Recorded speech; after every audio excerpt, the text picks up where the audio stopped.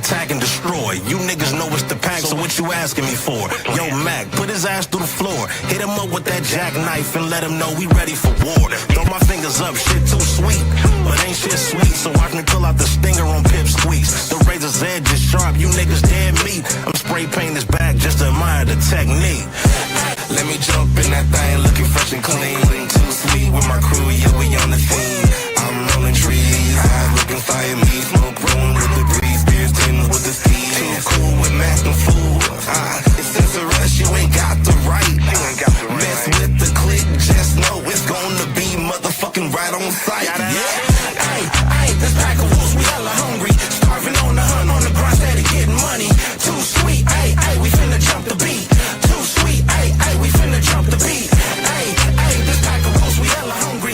Starving on the hunt, on the grind, steady getting money. Too sweet, ay, we finna jump the beat.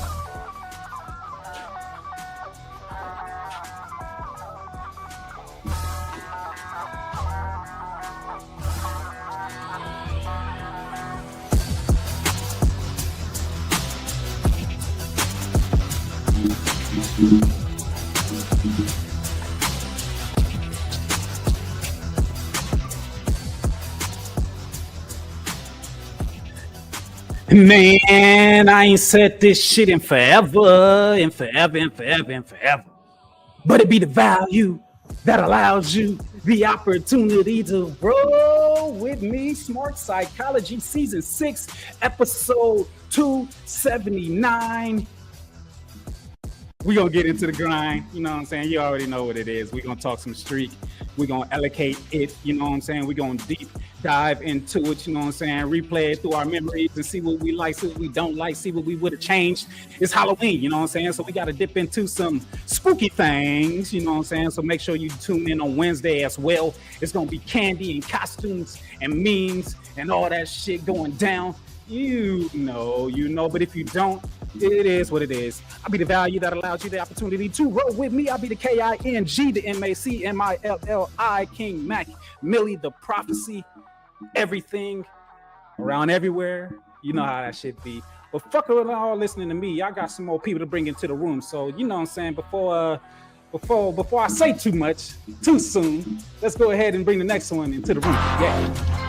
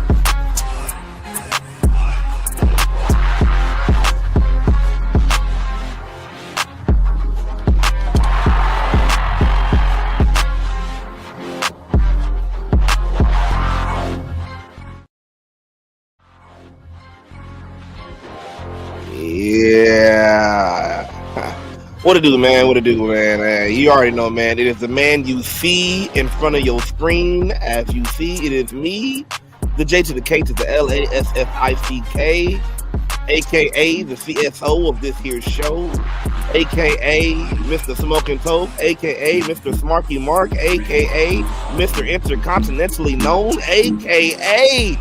Oh, this is getting so good, man. But hey, look, hey, I'm gonna get to the rest of the names later. Y'all just gonna rest in psychology.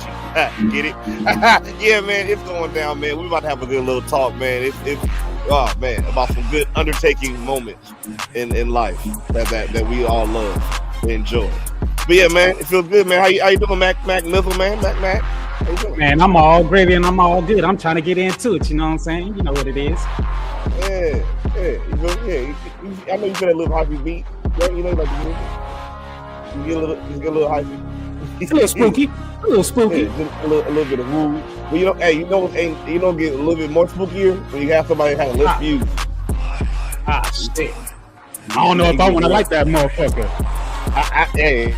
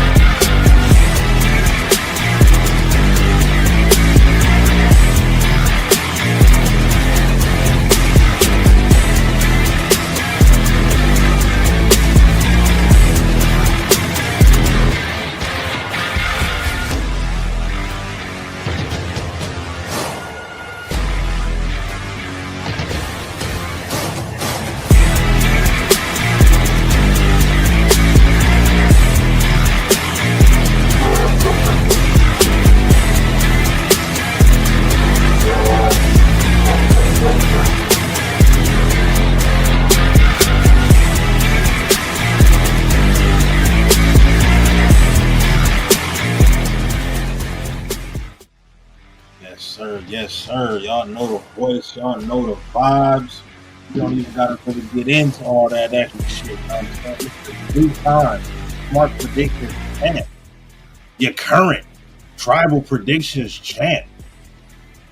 Two-time BWO Tag Team champ. Current Foundation WGP Unified Tag Team champ. Current greatest Talk Your Shit champion to ever exist. The greatest one half of the tag team champions to ever exist, promo-versally. One half with my guy King Mac MILLI up there. Promo-versal fucking champs of the world. Only fuckers that ever did that.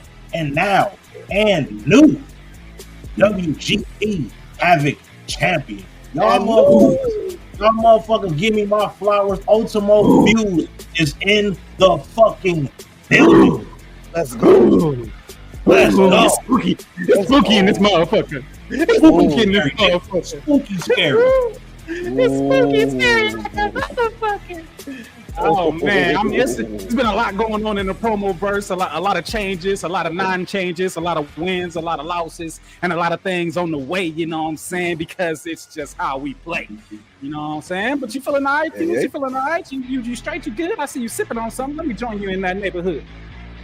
Oh, nigga, I'm sipping on water. I'm hydrated. You know what I'm saying? I've been heating up all over the promo verse. I gotta hydrate a little bit, man. It's all good. I got water too. This nigga pulled up H2O. a dollop of H2O in the bottom of a fucking crinkled up plastic bottle is crazy. And then chasing it with Modelo is even crazier. That's spicy Modelo. Who chases water with Modelo?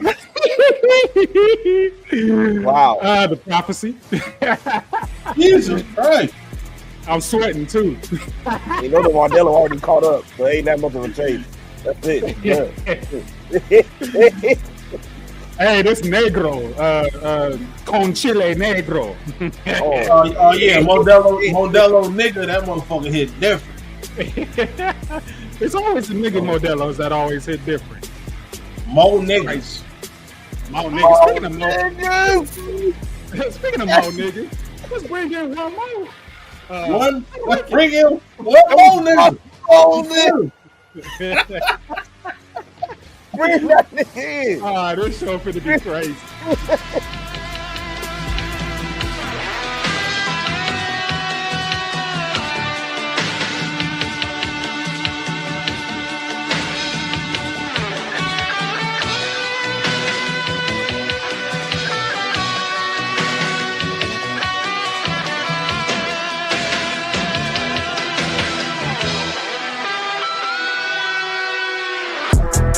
After the show, let's hit the scene. Suited and booted, fresh out the limousine. Another epic night. Party going up, flipping every single dime. They about to fill the room. Stampede, clearing out the room. Game plan for a time, cause we're reaching new heights. We about to hit the stride. Saddle up and ride. Finally, after 11 minutes of these knuckleheads jerking off, Whoa, it is, whoa. it is None of your that went on. champion, the man with the belt. And you got the titties, I got the hands. It's Nefarious. Hey, we got a It's new still October. It's still October. Shout out to all the titties. We some breast supporters. We're balls. Hey, that's why we in big around here. We support cities. Do the squeeze. Yeah. Do the squeeze. How's it going, What champ? it's doing? I'm just checking, baby. I'm just checking. What? Champ, all the way from Miami. What's going on with you? How you feeling? You all right today? Yeah, another day alive is a good day, and fuck the Dodgers. Whoa. Hey, alrighty with that. They must have won. I was about to say the person right next to you might have a problem with that. They tied up. Yeah, they tied up. Yeah, I'm gonna go ahead and keep that open right here. We might have to talk about that later. It's a little smack session going on, you know what I'm saying? We'll find out. A little smack section. So yeah, y'all, we gonna have some fun tonight, you know what I'm saying? Y'all see the money, you know what I'm saying? Y'all know what it is. So I'm gonna put that down because I need to be free, you know what I'm saying? I might even have to move this up out the way. Y'all see what that is. I need space because I feel like I'm fit to be all over the place. But you know what I'm saying? Let me see. Is this motherfucker still up here? Oh man, I got bars all day long. It ain't gonna never stop. I talk this way. It's just how it is. I can't turn it off. Get the flowers, man. Get the flowers.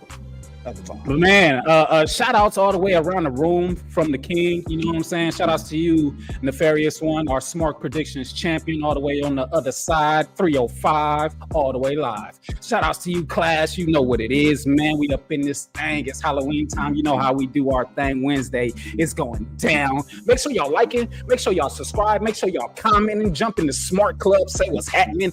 Let us know what's going on. Join the conversation. Party on. Get your red cups up. Get your smoke going. And not last, because I'm gonna go ahead and congratulate myself ahead of the time for once, you know what I'm saying, and just say, hey, it is what it is. But I want to say the man, I want to give his flowers to him last, you know what I'm saying, because he whipped somebody's ass, you know what I'm saying. He's somebody's dead more.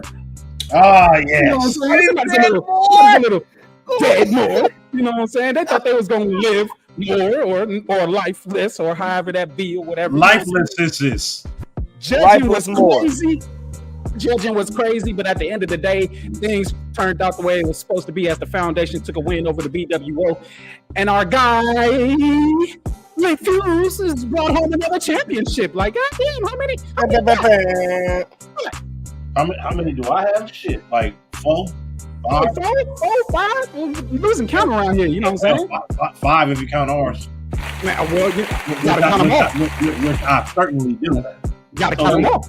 About 5 of them. Is more credible than Mercedes Monet. Hey, these are real titles that real motherfuckers be defending that I had to take. No, we're not gonna do that. Whoa. Mercedes is defending a belt. He's defending a belt real soon. So it's about damn time. Let's not do that. Hey, Q, what's happening, man? What's going on with you? What's popping? How you doing? How you feeling? But yeah, man. Let's see. Is that still in here? Let me check because I took a whole lot of shit up out of here. But as you hear the wolf in the background, you already know what's about to go down. So let me chickity check one time because I did get rid of a lot of shit, and I think I did get rid of that. I'm looking. Well, you know what? Crash out. Oh, so it's like that? Yeah, it's like that. Yes. What are you about to do? I'm about to roll up. You rolling another one? Yeah. Oh. Why? You okay? Yeah, I'm good. Why? Oh. Why? I mean, I don't think it's necessary. Nigga, you about to cry? No. I mean, I'm already high. How much higher are you trying to get? This boy high. Yeah, take me Come on, home. let's talk about it. It's okay. Yeah, take him home. Everybody that don't want to go home, you already know what to do. Go ahead and grab your red cups. You know what I'm saying? Whoa. Go ahead and grab your smoke. We're gonna do it a little different for this show. We're gonna go ahead and hit that theme real quick, and it's just gonna play for the rest of the show. Hopefully, it don't get loud as shit like it usually do, and I'm gonna pay attention to it to make sure I get that shit simmered back down. But ladies and gentlemen, I'm gonna throw up this background, or no. I'm gonna throw up this overlay real quick, you know what I'm saying? And we fit to get into the shit. It's a special edition of who knows what it's a special edition of? Let's see if y'all Smart Psychology Podcast, god damn it. Well that wasn't what I was looking for, but it's a special edition of Smoke Talk. So we're gonna go ahead and throw that. That's a hard ass graphic. I wonder who made it. Let me get that gong. Man, go ahead and give my flowers. Yeah, I made this. Compliments of Live Views. Don't fucking do that. I will after I gave you your flowers, you gonna come over here and steal mine? What the fuck is wrong with you? Hey, I steal belts all the time, man. I gotta steal little flowers. Nah, fuck that. You got your own damn flowers. Keep your shit. I needs mine. That's the problem now. I don't get enough when I should be. That's not just here. That's all over the place that I am. And if y'all listening and y'all watching, y'all better pay attention because shit fit to change and I'm fit to take shit from y'all. Fuck around with me. But anyways, what's going on, y'all? How y'all feeling? You know what I'm saying? I figured that the story that I got for Smoke Talk, I'm gonna save mine for last. So if anybody want to go first, and then y'all can go next, and then next until it gets back to my ass. You know what I'm saying? Go ahead and go for it. We'll start. Well, I can start. All right. Here we go. I can start. Go ahead. Smoke Talk. Let's see what I got today. There you go. You can say unwrestling related, but also something we just talked about related. Dodgers game. First of all, hey, go Dodgers. Let's go. But hey, to all y'all that are now bringing up this whole Kendrick and Drake beef now in lieu of this, stop bringing this up. This man has died many deaths already. He already did a rap battle death. He already did a court death. Now you're bringing this up again. And then hey, just so happened, go blue, we win. Again, LA beats, and y'all don't want another one. Just don't mention it. Just don't mention this again. I think that's a bad mention. It just stop. They even was talking about on the news, talking about should we get Drake to perform at the World Series? I mean, if that's what they want to do, I like go ahead and do it. Hey, let's see how it works out. Hey. I'm sorry, y'all. I'm looking at something else right now. It's just hilarious. I'm trying to keep it together. Y'all don't know how bad I've been trying to keep this together. But go ahead. Just people and the news and stuff still keep stuff going on. It's like, hey, this man is going through enough with him bringing up himself. Y'all leave it alone. Just leave it alone. Let this game be the game. That's all I gotta say. That's all I gotta say. Who got next? You know what? I will take next because I just thought about something and it just pissed me off all over again. Just thinking about the fact that somebody's about to send me another fucking belt makes me think about the one belt that I've had for possibly the fucking longest that I still don't fucking have ownership of. So I'm gonna do something. I'm gonna do something very hilarious from now on. Every single TYS title that I defend. Every time I defend that fucking title, I'm coming on screen with the Havoc Championship because that's what's more important to me.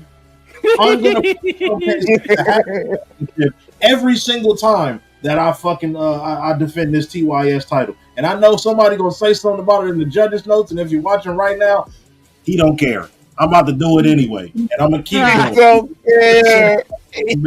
Hey, Ain't nobody gonna beat that motherfucker. So that motherfucker's probably sitting on somebody's fucking shelf right now with the most wildest amount of dust on it, not being moved, not being touched, because y'all know it ain't being sent nowhere. It's just gonna sit there and fucking rot, and people are gonna forget what the fuck your belt looks like because I'm fucking showing. You know what? I'm not gonna show that belt anymore. I'm going to fucking show the Havoc Championship every single time that I defend that TYS title until they get so mad that they cheat me out of it or they just send me my shit, and that's just gonna be the fucking end of it. I'm done already. I've had this belt for almost. I've had this title for almost 6 months, longer than 90% of the people that have held that fucking belt. Actually, more than 95% of the people that have held that fucking title, and I haven't seen it. Y'all That's that bullshit. Casper. That's that bullshit. But I like that idea. That mean I can take that other. That mean I can take that other championship and transition it for you for the championship the other championship that you have here. You know what I'm saying? Yeah. Unless you still want to use big baby, but you know what I'm saying? Big baby kind of on big baby done had it. I must most certainly do not. Like when I say I had to put this belt in a specific array so that it don't fall apart. Man, I'm already knowing. Damn, I'm already knowing. That then been ran through. Like I think she ran through a lot. That belt, that's a couple of $100. You know what I'm saying? It don't cost as much as our top title. You know what I'm saying? Because that's racked up. But that belt right there was a couple of $100, and now I look like the hardcore championship, and I don't know how I feel about it because that was some hard-earned money. But you know what I'm saying? I ain't tripping. The moment we transition, this motherfucker going back to your house. I don't even want it here. Yeah, you might as well bring it back over here when you come next week or whatever. Nefarious 305 all the way live. How you feeling? What's going on? You got any smoke? Let's see. Fuck the Dodgers. Shit. The NFL officiating is absolutely atrocious. It is horrible. Me being a Giants fan, having to watch that garbage of a game because the officiating was trash. Don't fucking tell me that he fucking reached for the first down and then had the ball clearly a fumble. Nope, it's not a fumble. Shut the fuck up. It's bad enough. Scatterable, he's gone for the year. That fucking sucks. And just amazing how even the damn commentators are ripping these damn officials. That officiating staff needs to be fired. It needs to be investigated. It needs to be put in jail. It needs to be fucking. They need to go. Simmer. Oh man. I don't know if my story is sad or if it makes me feel. It definitely makes me feel some type of way. All right, so I've been I've been in my whole phase, right? You know what I'm saying? Been getting back to my daddy ways. You feel me? And you know what I'm saying? And I didn't came across this one female that I've been talking to, and she got me feeling a certain way. You know what I'm saying? She got me a real certain way. Let's just say that your boy is really caught up in a storm right here because I didn't have to. She got you wide open. Yeah, she got me wide open. She got you wide open. I feel it, man. She got me wide open, and I done got caught up in a storm. You know what I'm saying? So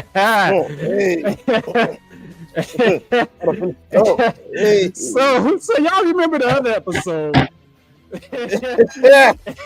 No, King man.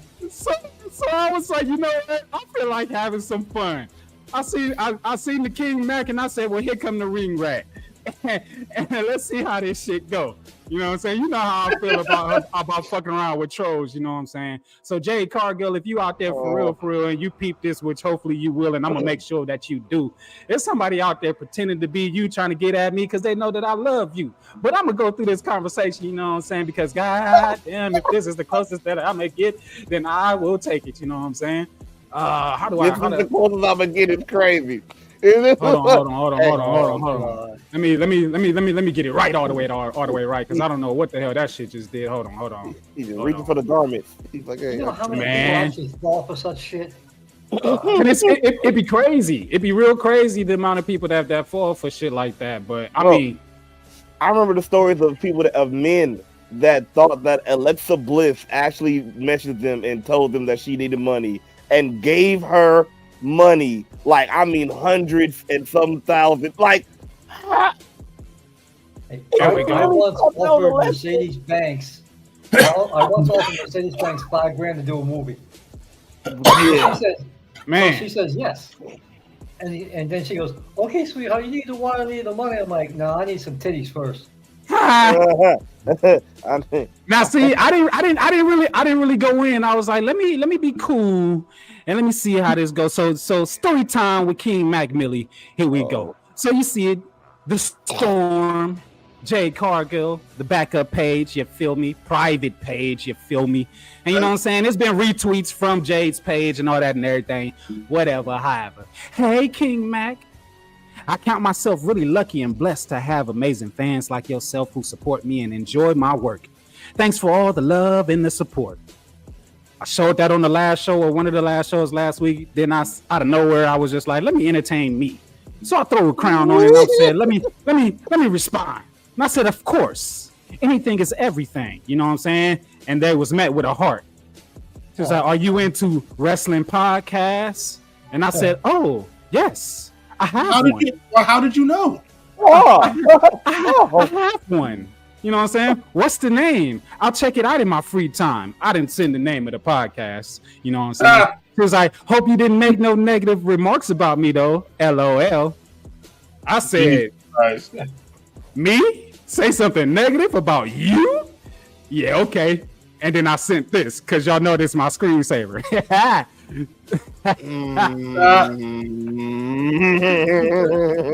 Hey, fully charged 100%. I was ready for this shit.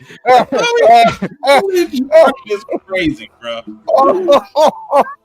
I was like, literally my screensaver, baby. She was like, oh my God, that's so sweet. How long have you been a fan of mine and what made you stay a fan? I said, since day one. Too much aura to ignore. Check this out. Y'all remember the video that I did to her music? Oh, I sent this to you. Remember this shit, class? Oh God! Oh my God! You did not, bro. You did not. Look at the response. Oh my God! With the heart face emojis. You have made a lot of memories of my AEW run when I was TBS champion, because I sent a part of the video, right? And she was like, I'm really impressed this person was like, I'm really impressed because a lot of people only know me when I got signed to WWE, but only true day one fans knew about my run in AEW. So then I sent the other half, you know what I'm saying? Because I was like, I just realized that was only half my fault. Here's the beginning. Because, you know what I'm saying? I sent the back half, you know what I'm saying? As you see the period come through, I was like, definitely a fan. No one can ever make me hate you. Plus, you're a Gemini of an absolute perfect kind. You, I can never deny. You say, Oh my God. You're such a gentleman. I really do appreciate the lovely words and comments. Have you ever been to a live wrestling event and watched me wrestle live? I did not mention what you think in class, so shut up. I was like, absolutely. Absolutely. AEW in Los Angeles at the Forum a few times in Inglewood, Vegas last year at WrestleMania, hopefully Survivor Series this year, right? I was also silent when I saw you over at Wale Mania, but we ain't gonna mention that. Shut up. That was the other one I wasn't gonna mention. Just shut up. So the response was, oh my God, that's amazing. I love how passionate of a fan you are. It's truly commendable. And if I ever had known you earlier, you would have gotten a special pass to the locker room and backstage so you could have a different view and an experience. But we'll definitely get that sorted. She was gonna give you some head, nigga. Dave was about to give you some knob in the back. You about to give you the the storm. Oh, You about to give you the storm. Get that neckulator. Maybe Survivor Series, right? Hurricane. I didn't say nothing. You know, I'm playing the game. So she like, tell me about yourself. You see what time of the night these messages is coming in. Like they coming in all times of the night and in and out. You know, to make it seem like, you know, I'm real busy and I'm tapping in when I can type of shit, right? So I'm like, let me not say nothing that's too crazy and let me not hint to stuff that I already know. Let me just see how far this shit right here go. Ring rat still activated. So I'm like, she's like, tell me about yourself. I'm like, I'm an angel on earth, an artist of entertainment, which is all true. You know what I'm saying? Music, films, podcasting, video edits, graphics, designs, motivational balance of energies and spirits. And I love scary movies. Class, you know why I said that. I know why. I already know why. And I love scary movies. She go, you seem like a pretty interesting guy who's really passionate about entertainment and media. I said, I'm very layered. He said, are you sure? She said, are you sure you're an angel on earth? LOL. What exactly does that mean? Here comes some more truth for that ass. I've died a few times, but I'm still alive. She said, okay, that's scary. Then she responded and she was like, you obviously do a lot. How do you manage to cope and handle all this while balancing and having time for yourself as well? Now I'm like, all right, we talking, you know what I'm saying? This is an interview? I was like, what is going on? I was like, I don't. I operate like I'm a machine, even though I know I'm not, which is true. And y'all know it is. Nobody has my brain, and there's always things that I need done. I'm behind on things due to health reasons. Enough about me. What are you up to? What in the catfish therapy? So the part when she started asking you for money. So she was like, I understand, and as much as you're working hard, do try to always make out time for proper relaxation and rejuvenation, because it really helps calm you down and prevent you from breaking down due to all the stress. I have to go to bed now. I have some really intense gym session in the morning. But text me on Signal. I'm more active on there. I barely come on here. Wow. I'm like, I don't know what Signal is. Really? What kind of device do you use? Droid for life. LOL for life. So you're never going to explore the iPhone? I was like, nope. LOL. Download the Signal app and create an account real quick. I have no space on my phone for extra apps. Good night. Kill the gym later. I'm gonna get some shut eye and dreams of storms coming. She said it and ain't said nothing. So that's my smoke talk. Wow. Oh no, I gotta give it the DB voice. Wow. Wow. You know, sir. You. Yeah. Yeah. I don't have any space on my phone. Enjoy the gym. I'm going to sleep. A storm is coming. Hey, like they really thought they had you too. Like, oh yeah, hey, download that. But you know what? I'm gonna download something in my memory. Oh shit! What's well played? Well played.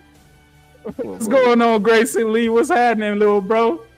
Yeah, but yeah, that's it for smoke talk. But as the bell has tolled and it's still in the background, because you know it's gonna be there all show long. You know what I'm saying? Let me just go ahead and get us situated how I need us to be real quick, because we got to get into the streak. We finna jump into that shit immediately. You know what I'm saying? So let me just do this. Yeah, I can see a little better. Yeah, there we go. There we go. Throw us over there. There we go. Let's get Grayson out of the way. You know what I'm saying? And let's start this thing up real quick. You know, WrestleMania. You know what I'm saying? A worldwide exclusive extravaganza, wrestling's biggest event in some people's mind, most of people's mind, everybody's mind, damn near, unless you're an AEW fan or just hate WWE, whatever. Fanfare is fanfare. But come along to WrestleMania 7. And we got a man coming through. He done already made his debut in the fall at Survivor Series, and now it's time for his first WrestleMania match. And you know, it just is what it is. You know what I'm saying? And y'all already know who it is. You know what I'm saying? It's the Undertaker taking on Superfly Jimmy Snuka. So this is what I got. I'm gonna go through the spiel for the first few couple of early matches or whatever, and then ask y'all some questions, or y'all could chime in after I'm done with my spiel. When I'm done with my spiel, I'm gonna do my glasses like this, and whoever want to kill can go ahead and kill. You know what I'm saying? But remember, let's try to get through this as quick as we possibly can, because Undertaker had like 30,000 matches during WrestleMania. So if like a funeral, 2 minutes. Yeah. So is y'all ready? Yeah. Oh. Here we go. Taker versus Snuka, WrestleMania 7. Already with Paul Bearer about a year into his WWE career, kids in the crowd is terrified of the moderate speed walking Taker in the OG gray. Gorilla Monsoon and Bobby the Brain, Heenan calling the action. Lights on, no darkness, just a fast walking, slow moving, obeying Reaper. Entrance was 2 minutes already. You know what I'm saying? Pale makeup, darkish purple eyes, full beard with a he gonna kill somebody mullet. You know what I'm saying? Match lasted just a little under 5 minutes. Superfly had on boots. Superfly had on boots. Paul Bearer looking like Paul Bearer looking like shit stank in the arena. Jimmy turned his back on the Undertaker and ran to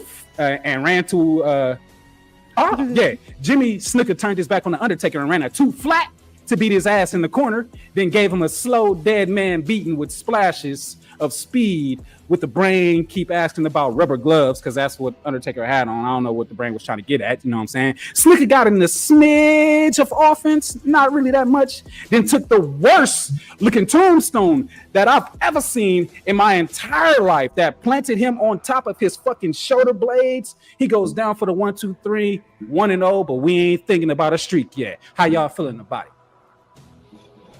Oh, my bad. There we go. I say we're waiting for the sign. The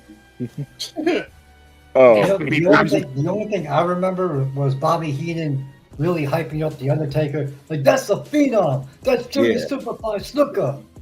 Yeah, like he was already predestined to phenom upon debut, and that's one thing about it that like.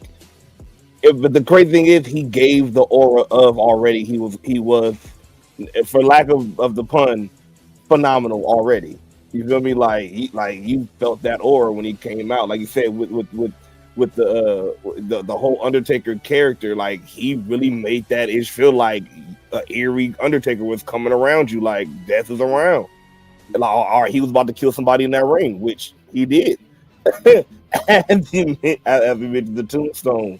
It's like, bruh, like it not only did it give life to a character, the character Undertaker, but like he really set. I feel like he set the tone for like how to really keep it kayfabe and really immerse you into the story of whoever they're playing. But this is dope as hell. Liddy Lit, what you got for it? Man, first of all, this fucking match happened. I think I was like 7 years old, which is already crazy enough just thinking about that. Man. But I don't know, man. The Undertaker, it was always like one of them gimmicks where it's like you really wondering, like, is this real? Like, do this motherfucker be leaving here and going and embalming bodies and shit? Man, when niggas was kids, let me tell you, you know we was on that. I was terrified of this nigga, but I loved watching him fucking wrestle. But I was like, boy, don't let this nigga be right here in front of me. It might be a problem. Man, on everything. And like you said, we was young, you know what I'm saying? So if you was 7, I was 5 or somewhere close to that or whatever. So it was just like, yo, what the fuck is going on? We obviously wasn't cussing, but what the fuck is going on? What am I watching? I'm scared of this dude. I don't know what's happening, you know what I'm saying? But watching these things over in our adult life and then realizing the feelings that we had as children and seeing it in a different light, it's fucking crazy. Fucking crazy. But you know what I'm saying? That was what it was, you know. We got that first Undertaker debut at WrestleMania out the way, and it was Jimmy Snuka who had to take the pin. You know what I'm saying? The 1, 2, 3. With boots. But Jimmy Snuka with boots. Remember that? yeah, Snuka with boots. But always blame that with the boots. Snuka had on boots. Then we move on to WrestleMania 8. You know what I'm saying? And y'all already know that it was Jake the Snake. You feel it? Gorilla Monsoon and Heenan on commentary. And let me just say, those two were fucking great together. Gorilla Monsoon had a very historical sounding voice. So these early things really it helped bring the picture together and tell the story a whole lot better than anybody else possibly could. You know, Gorilla Monsoon doesn't get enough praise. But anyway, Jake came to the ring, no Damien, and in white pants. As a fan, with the mind I got now, I'm like, inside of them shits is brown. You know what I'm saying? A year later, and Taker Stroll has gotten a bit slower, and he's already the phenom. You see everybody in the fans is got signs, and they cheering, but they still scared just a little bit because they showing the kids. Jake is in the ring saying prayers, stomach bubbling, and he's shedding more skin than a snake in his boots. There's a snake in my boots. He's shedding skin, baby. He's shedding skin. Not so much makeup on Taker now. Just tints around the eyes, purple and black. Hair longer, no more mullet. And now he's stalking in the ring like Jason with no machete, which makes me wonder, the fuck he gonna do to me if he ever catch me? You know what I'm saying? Taker in his prime, no selling Jake. He was in no sell mode. You know what I'm saying? Jake is punching and running. You know what I'm saying? Gorilla and Heenan was great on commentary, and this match was about 7 minutes. Lit, hit your slogan. Bitch, this ain't about to be no fucking different. And it fucking wasn't. Jake hit his DDT and Taker took it and sat up and said, look at me. Crazy fanfare for this heel in this day and age, you know what I'm saying? But it was still kind of scary. DDT number 2. Number 2, pay attention to that. Right now, right here, right now. Number 2, finisher. Number 2. You know what I'm saying? Taker rose and said, what it do? Oh, you outside the ring and you punch Paul? Bet. Tombstone outside. Jimmy Snuka was somewhere talking about something. He didn't protect my neck like that. Because, boy, Jake the Snake head was nowhere close to the ground. Anyways, rolled him back into the ring. 1, 2, 3. Who's next? 2-0. Who got it? It was the boots. That's why you couldn't see what Atlanta man. Oh man. Yeah, Anybody jump in and take it. How many times y'all want me to get a sign? What are we gonna have to do here differently? I mean, Class was talking. I don't want to interrupt him. I just finished one thing, but oh god, yeah, I definitely again, actually, I'll say before it get to the Attitude Era, it definitely was before my time, but definitely going back in my now mind, seeing it, yeah, again, epic FL. Like I can imagine being in my stage of growing up, seeing that, like you said, like, dude, he kicked out of 2 finishers. What? Like in the early 90s. In the early 90s.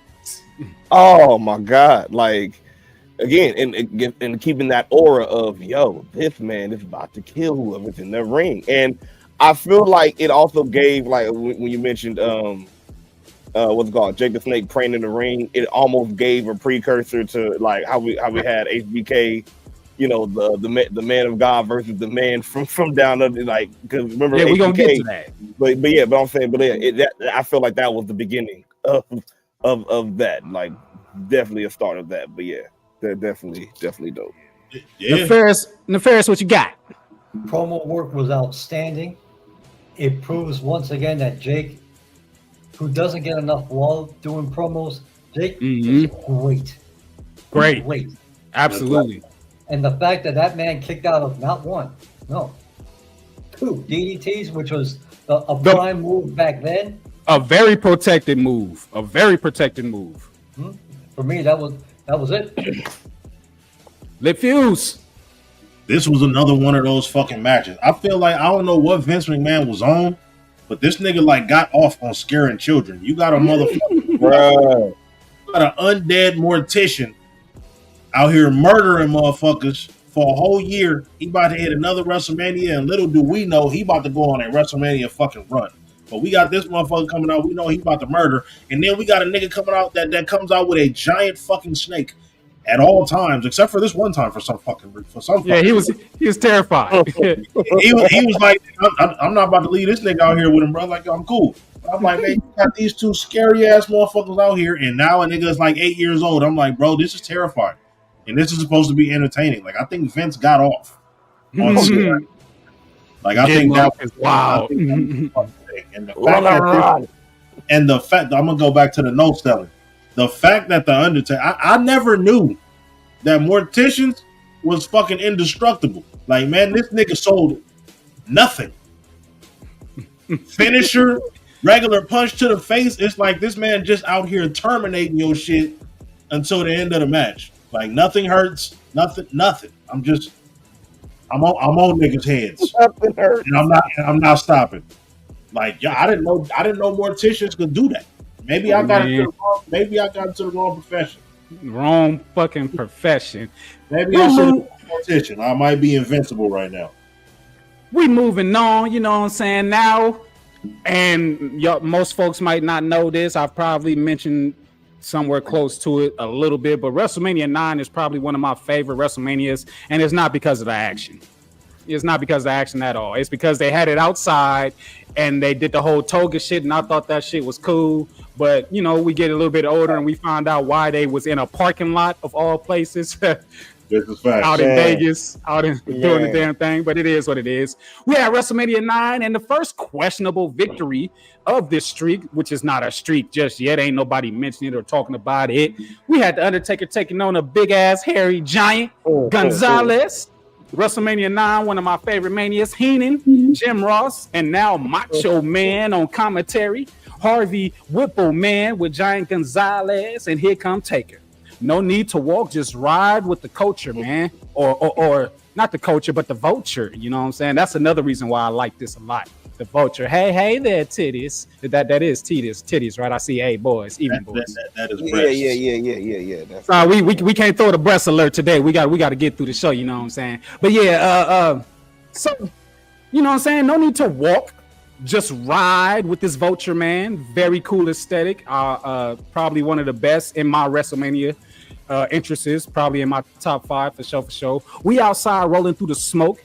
Yeah, I'm locked in. First person in WrestleMania history, obviously, to give Taker them hands. Another WrestleMania first, Taker walking the ropes. You know what I'm saying? He finally started walking the ropes in WrestleMania here. Giant Gonzalez is whooping Taker's ass. And now we officially got the dead man, because even Giant Gonzalez was like, I got to kill him to have a chance. And he tried. Tried is what he did. Harvey Whippleman sacrificed himself and got choked to throw in a towel. Paul got punched again. Fucking Paul Bear. Why you always getting punched, bro? He got punched again. Giant Gonzalez said, fuck it, the referee over there, let me grab this chloroform. You know what I'm saying? He hit the chloroform on him, and then he beat up folks as another one. You know what I'm saying? And maybe the only time, to be real, Taker getting rolled out on wheels. Crazy thing to see. Unless you count the Royal Rumble against Yokozuna, and we all know that he was in the casket because that casket had wheels, but whatever. Didn't matter, though. The bell tolled, and out comes the dead man walking hella fast with his eyes rolled. Harvey was like, hey, we already outside. Giant Gonzalez, it's time to go.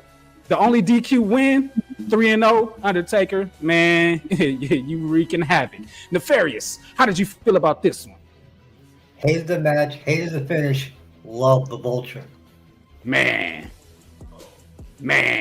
Lip Fuse, what you think?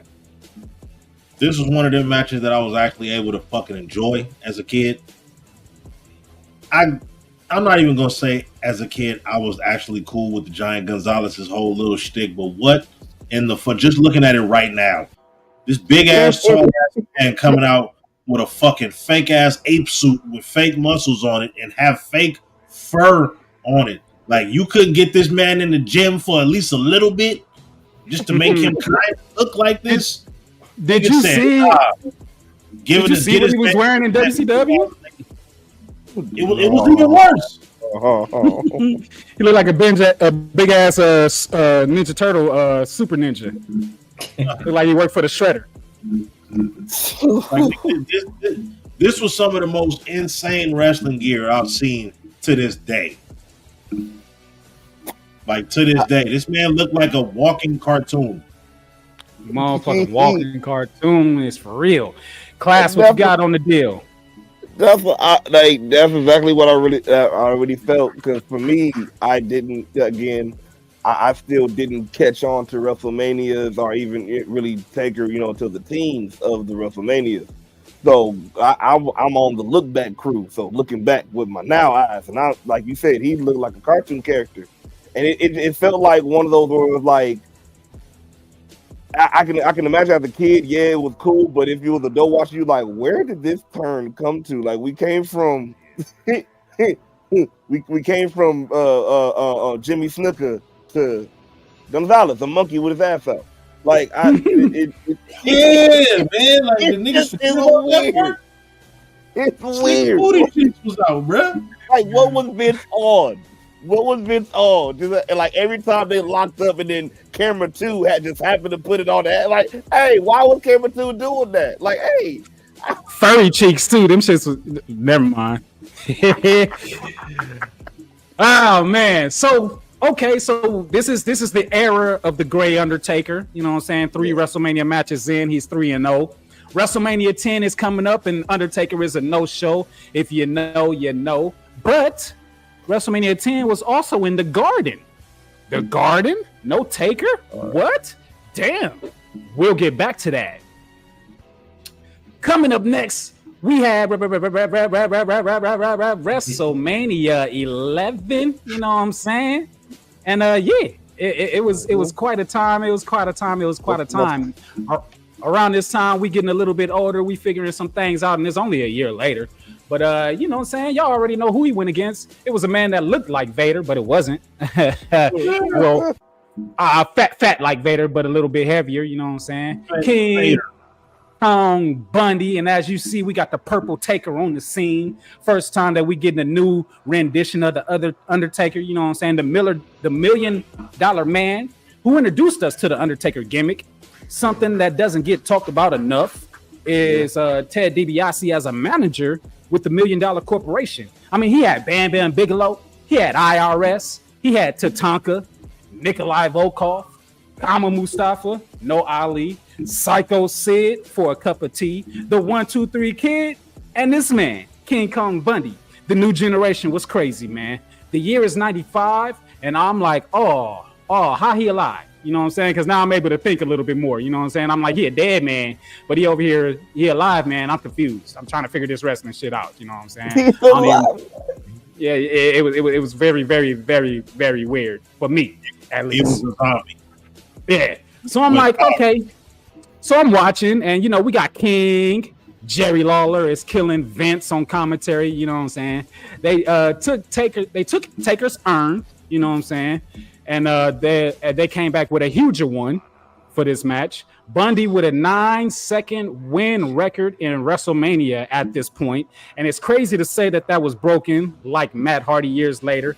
Anyway, lights out for the first time. We got darkness in the arena. You know what I'm saying? For Mania. Thunder, lightning, or we got the corner pose for the house lights for the first time at WrestleMania. If Paul Bearer is looking terrified, everybody else should too. You know what I'm saying? Because he rolled with the dude. Match underway, typical shit. Taker gets clotheslined over the top, lands on his feet, snatches the urn back and gives it to Paul Bearer, and he opens it. A light comes out, smoke, all that shit. Ted DiBiase like, nah, I ain't fit to deal with this shit. So he go walking up the ramp and he call out Kama. Here he come. Yep. Kama comes out. You know Paul Bearer got to get punched again. That seems to be a WrestleMania thing. Oh, yeah. And Kama Mustafa took that. And yeah, y'all know what happened with that. They gave that black man a fat-ass gold rope chain in 95 made from that big-ass urn. Crazy. The second match in a 6-match streak where Taker got a body giants and monsters and damn near killed the last one. We'll get to that. Taker working like a vet at this point, and if you're familiar with his work before 1990, then you already know that he was one. People in the crowd dressed like him. He slams King Kong Bundy. Yeah, supernatural. You feel me?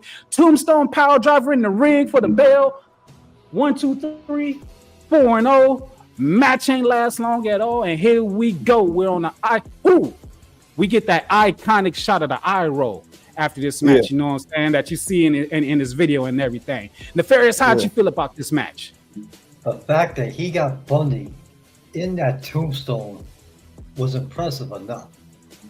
The body slam, man. And even the body slam, but as he just said, the iconic eye roll. That's it right there. Oh man, Class, what you got for it? Like every WrestleMania, and this one's no different. You see not just a great match, but you always see a new evolution of Undertaker. And like you said, this is the beginning of it. Like you said, this is the beginning of lights going out. This is the beginning of the eye roll. This is the shoot, you seen him pick up somebody, bigger than just ape with his ass out, or even or even Jimmy Snuka, way bigger, and just pick up a tombstone. Like it's a whole evolution, man. It was dope as hell. Yeah, man. Epic, phenomenal. Fuse, go ahead and blow up on this thing. Shit, man, I wouldn't nefarious. Watching this man pick King Kong Bundy big ass up for a fucking tombstone was amazing. Seeing that fucking kid. I think this was around the point in time where I started to I fuck with the Undertaker. I like this shit. He's invincible. Nobody can fucking beat him, hurt him, or fucking touch him. He the man right now. It was only a little bit. I think I'm gonna say like the what's the word I'm looking for? The Attitude Era. Corporate Ministry Undertaker was probably my favorite overall, but this era right here, close second. Close motherfucking second. All right, so you know what I'm saying? We got Purple Taker. He doing his thing. He done already been WWE champion, if you know, or WWF for those that want to be some assholes. You know what I'm saying? Yeah. But we get around to WrestleMania 12, and it's starting to crack. It's starting to go off. You know what I'm saying? It's starting to go down, And we get Undertaker versus this man right here. Chicken, and boom. Diesel, baby. So you got Lawler and Vince on tab. What's cooler than the cool? You know what I'm saying? Big Daddy Cool. That's what it is. Icy feeling in the arena because that man is walking in. Not so much of a dead man anymore. Man is evolving like crazy. He moving fast using weapons, man. He was brawling. Vince repeating Big D over and over and over again on commentary. Paul Bear still around outside, and he looking at him. You know what I'm saying? Looking at him like I'm looking at Paul Bear, and I'm like, this is getting stale. Paul Bear, not Undertaker. And as a matter of fact, looking at that, that's the fake Diesel. What the fuck am I doing? Why y'all ain't saying nothing? I was waiting. I was waiting. That is Kane. I thought if you. I was like that is 100%, bro. It's Halloween. It's Halloween. I was like, that's not too sweet. That's too soon. What's that? What is it? Taker is evolving like crazy. He's moving fast as fuck. He's using weapons, man. He was brawling. This is the first time we get a brawling Undertaker at WrestleMania. I mean, he had to. He like, man, y'all keep putting me up against these giants and these big dudes. Like, fuck this shit. Like I said, Vince is repeating Big D over and over again on commentary is nasty. You know what I'm saying? I'm looking at Paul Bear. I'm like, this iron don't work no more. You ain't really fitting the scenario. You got to go. Crazy fluid jackknife, the first one that he gave the Undertaker. One of the best ones that I've ever seen done from Kevin Nash. Diesel, whatever you want to call him. Big D was cocky as fuck here. Dropping Taker with another jackknife after that. I like Yeah. He saw himself in that casket. He saw himself in that casket leading up to this. You know what I'm saying? He said, nah, I ain't fit to die tonight. Lies. Tombstone, goodbye. 5-0. Nefarious. How'd you feel about this one, though? They had better matches. That match was okay. But once again, just proving you can put that man in the ring with anybody, and it's a good match. Man, Class, what you got on it? I say same. This is just showing study that man, like anybody, especially another big man that can, sort of move like Kevin at the time, bro. It was gonna be a match. Jackknife, bro, with an S. Nah, bro. Two. And Yeah, that was another bro. perfect. Notice the trend here. Two. What? You know what I'm saying? And I still didn't put Undertaker down. And the jackknife again, another protected finisher. But go ahead. Yeah, that's what I'm saying. Like that's crazy. Like what? And we seen people just get murderized with that move. And the fact that man not just kicked out, but then got the win with that same. And all you need is one tombstone. We get later when you need more, but so far, all you need is one, and you done. So yeah, man, it was dope as hell, definitely. But too sweet to the match, of course. Diesel. Oh yeah. Let Fuse what you got on it. First of all, putting the fake Diesel up first was nasty work. Okay. Ooh. Diabolical. That's gotta be Kane. Secondly, I feel like this one of them matches that was on autopilot. Like we seen it a bunch of times already with all the other big dudes. I feel like they could have put him in there with somebody a little more technical or something like that, but I guess they wanted to wait till later on for that. They was using him like he was a sideshow attraction or some shit like that. And I felt like they could have did more with him than fucking Diesel, because Diesel was not Kevin Nash yet. He was Diesel. I mean, he was Big Daddy Cool, so he was still cool in my eyes. I fucked with him, you know what I'm saying? Two dudes with attitudes, if you know, you know. He was my guy. He was my guy for sure. But yeah, I figured it was Halloween, so I had to throw in the fake Diesel in there because, we're going to have to talk about the real man underneath the fake Diesel in just a little bit, you know what I'm saying? Right. But that was a good thing. Right. So we're moving along, you know what I'm saying? I already mentioned that Undertaker had previously been a WWF champion. So, you know what I'm saying? We rounding that corner again. Now I'm in middle school. I'm understanding shit a little bit better. We got WrestleMania 13, and it's going down. It's going down for real, because I don't even remember how my man's got the title shot, because it definitely wasn't from the Royal Rumble. And it just is what it is. But, we got the Undertaker taking on Psycho Sid for the WWF Championship at the time. WrestleMania 13, Jimmy Barbecue and Vinny Grapefruits and Puppy Lawless is on commentary as an injured HBK is on his way to join the fray. Title fight time, Undertaker versus the master, the ruler of the world, WWF champion Psycho Sid. Lawler hates how sexy Shawn Michaels is. He's hating, major hating, but also I understand. You don't want to call that grown man a sexy boy. I get it. Good reverse work, King. Anyways, we get a backstage promo for the first time in an Undertaker WrestleMania match. Another first. Before this man makes his way out to the ring. You know what I'm saying? Because Undertaker came out first. Kind of fucking crazy. But we get it. Psycho Sid is in the back doing this promo. And all I'm going to say is laughing my ass off. Thanks for that. Right. The whisper. Here comes Taker, you know what I'm saying? Returning to his gray roots, you know what I'm saying? No pallbearer, no urn, you feel me? Which I just have previously mentioned that it was getting kind of tiresome seeing him there doing nothing and just getting punched and saying, "Oh, my Taker's gonna get you." Yeah, he's a real ghost now, but we're gonna talk about that later. Yeah, I'm in my bag right now. Anyways, Taker coming out first felt weird, like I said, but he was the challenger for this championship match. Jim Ross is officially cooking up the street talk now. You know what I'm saying? He's the only one. He's cooking up the street talk.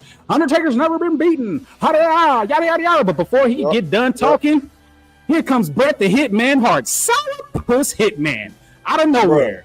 Who had previously had a match with Stone Cold Steve Austin. Put him in that sharpshooter, had him bleeding all over the ring, and he won by default, however you look at that shit. But here he is in the main event, talking shit to Shawn Michaels because he was on commentary, crying over shit, telling Shawn he better not get involved in the match. You know what I'm saying? For sure. Shut up. He caught a power bomb for that shit. Sid said, nah, I'm finna get rid of you, homie. You know what I'm saying?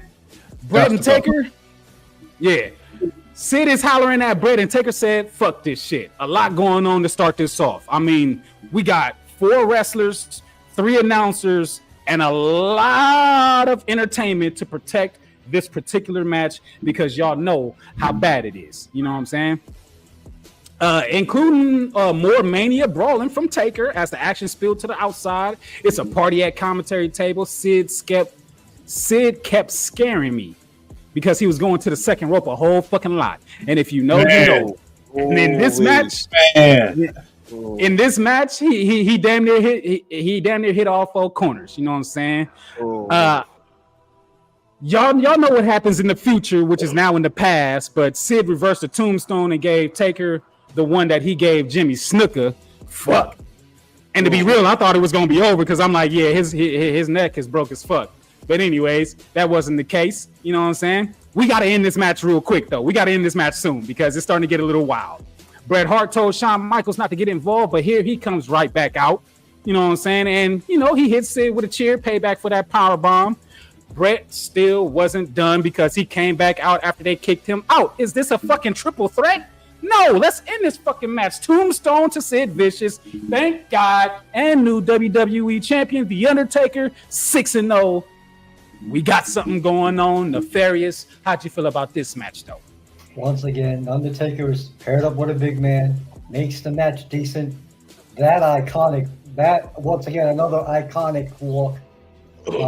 And fuck Bret Hart. Yeah.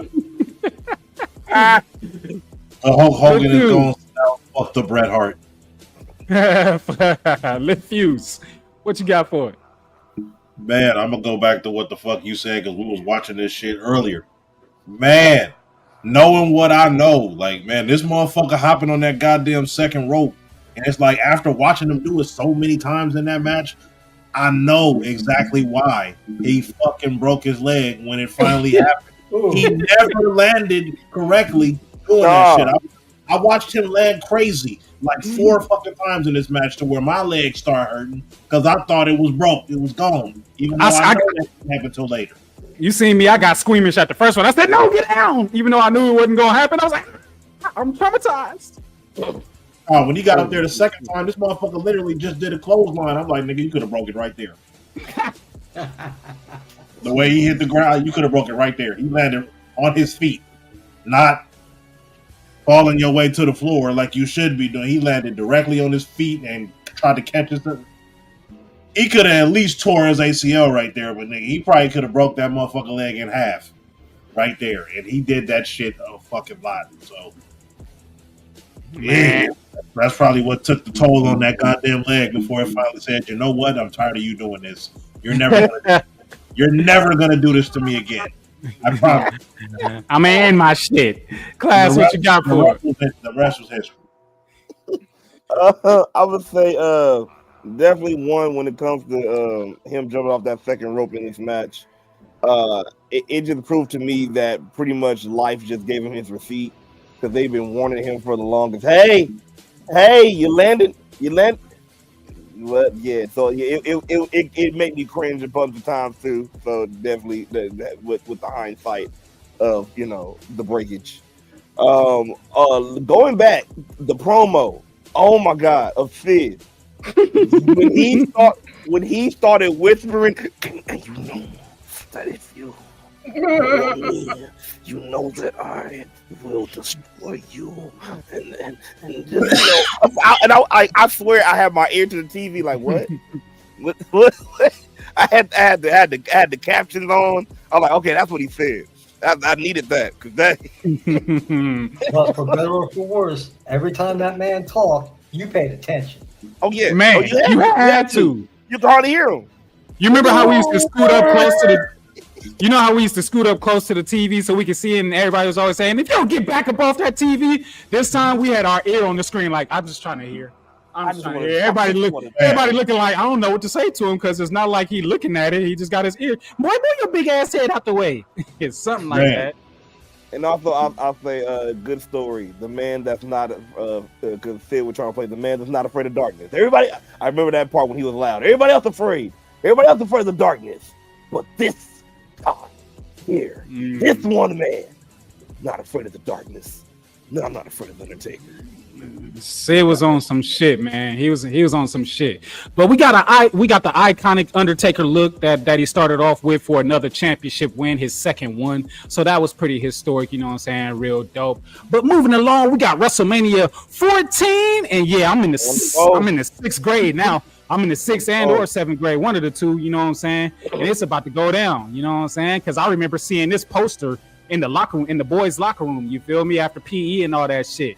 Mike Tyson and Stone Cold on the wall, you feel me? And Shawn Michaels and everything. But we gonna get back to Undertaker, you know what I'm saying?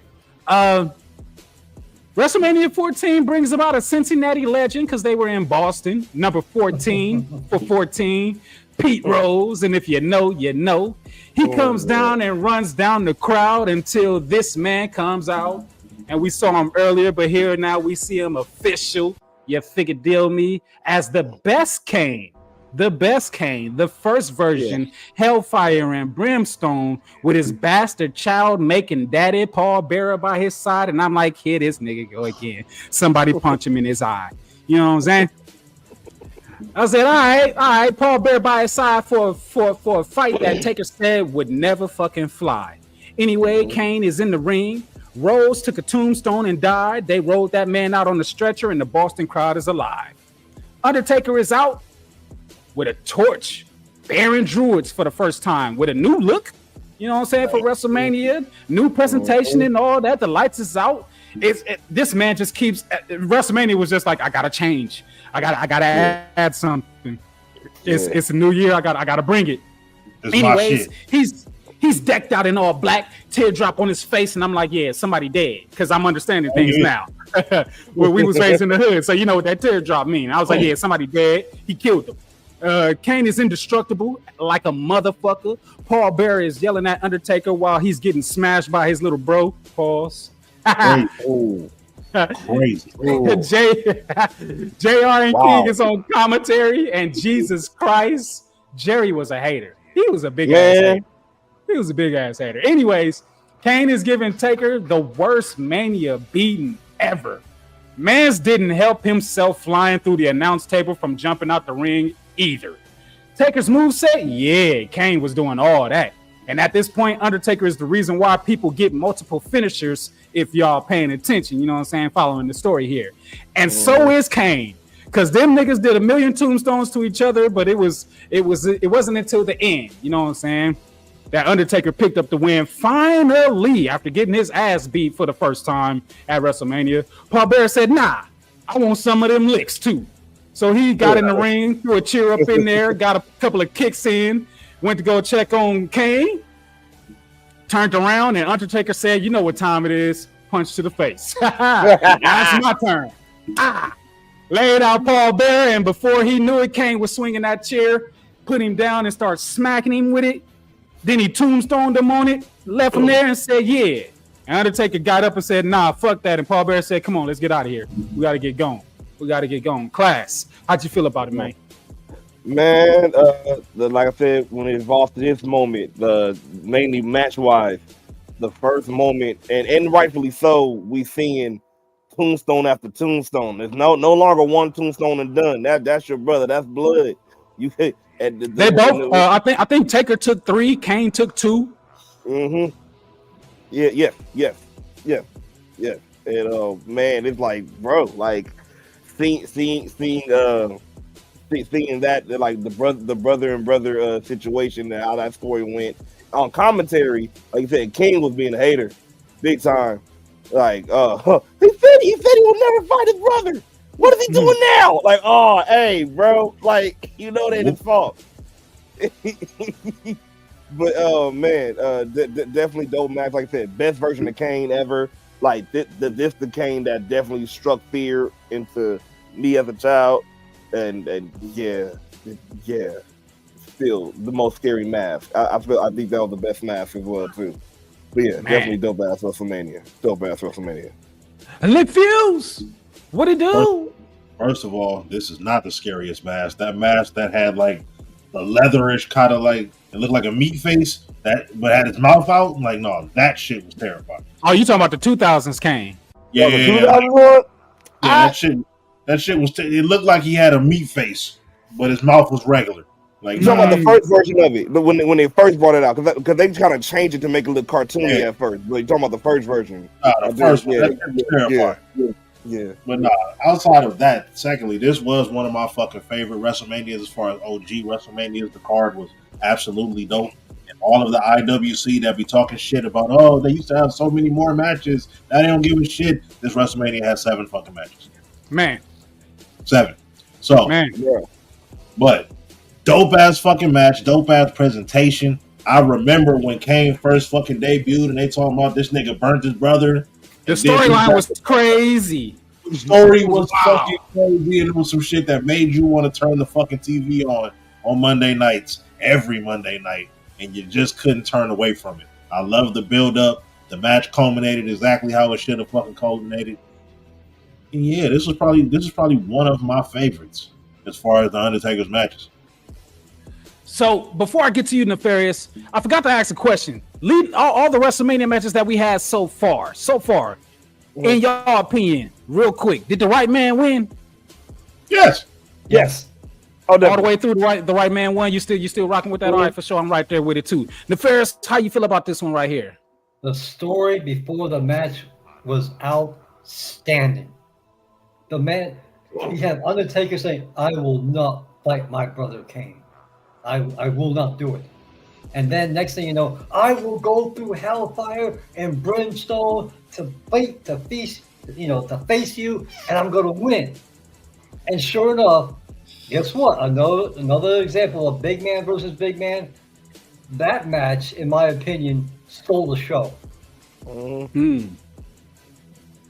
This is the first time we got real, like, I can't say character work, but like a full blown, like, interesting, like we could really sink our teeth into this story. Like it was crazy. It was crazy. Right. You got a heel pallbearer that's against the Undertaker. You're like, what? And it's like, oh, fuck your mom and his son. Like, what? What? Talk about Talk about South Park wrestling. This was it. This was it before South Park did it. Hey, I need to go back and watch that episode because that shit was dope as hell. El Pollo Loco. But this match is pretty cool. Pretty cool. But as y'all noticed, like, Undertaker's been facing giants. That was 1, 2, 3, 4. Well, 1, 2, 3, 4, 5 at this point. So we get to number 6. Shit is getting lit because now we really getting old. You know what I'm saying? We understanding what's going on. WrestleMania 15 streak is still going. My man is 7-0.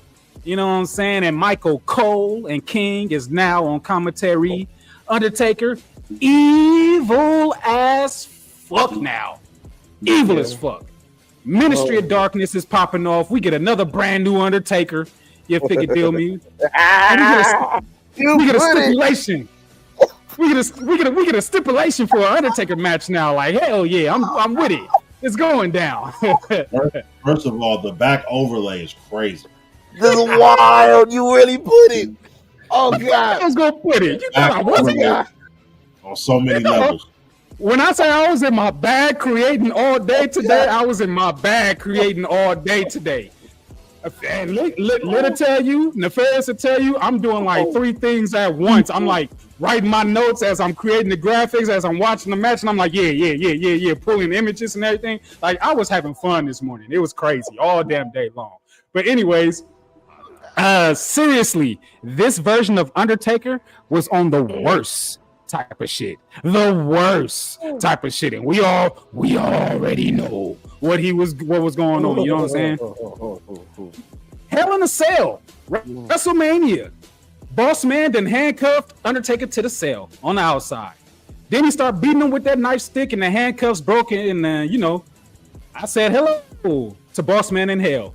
Because it didn't start immediately. You know what I'm saying? The hardcore champion had Taker bleeding.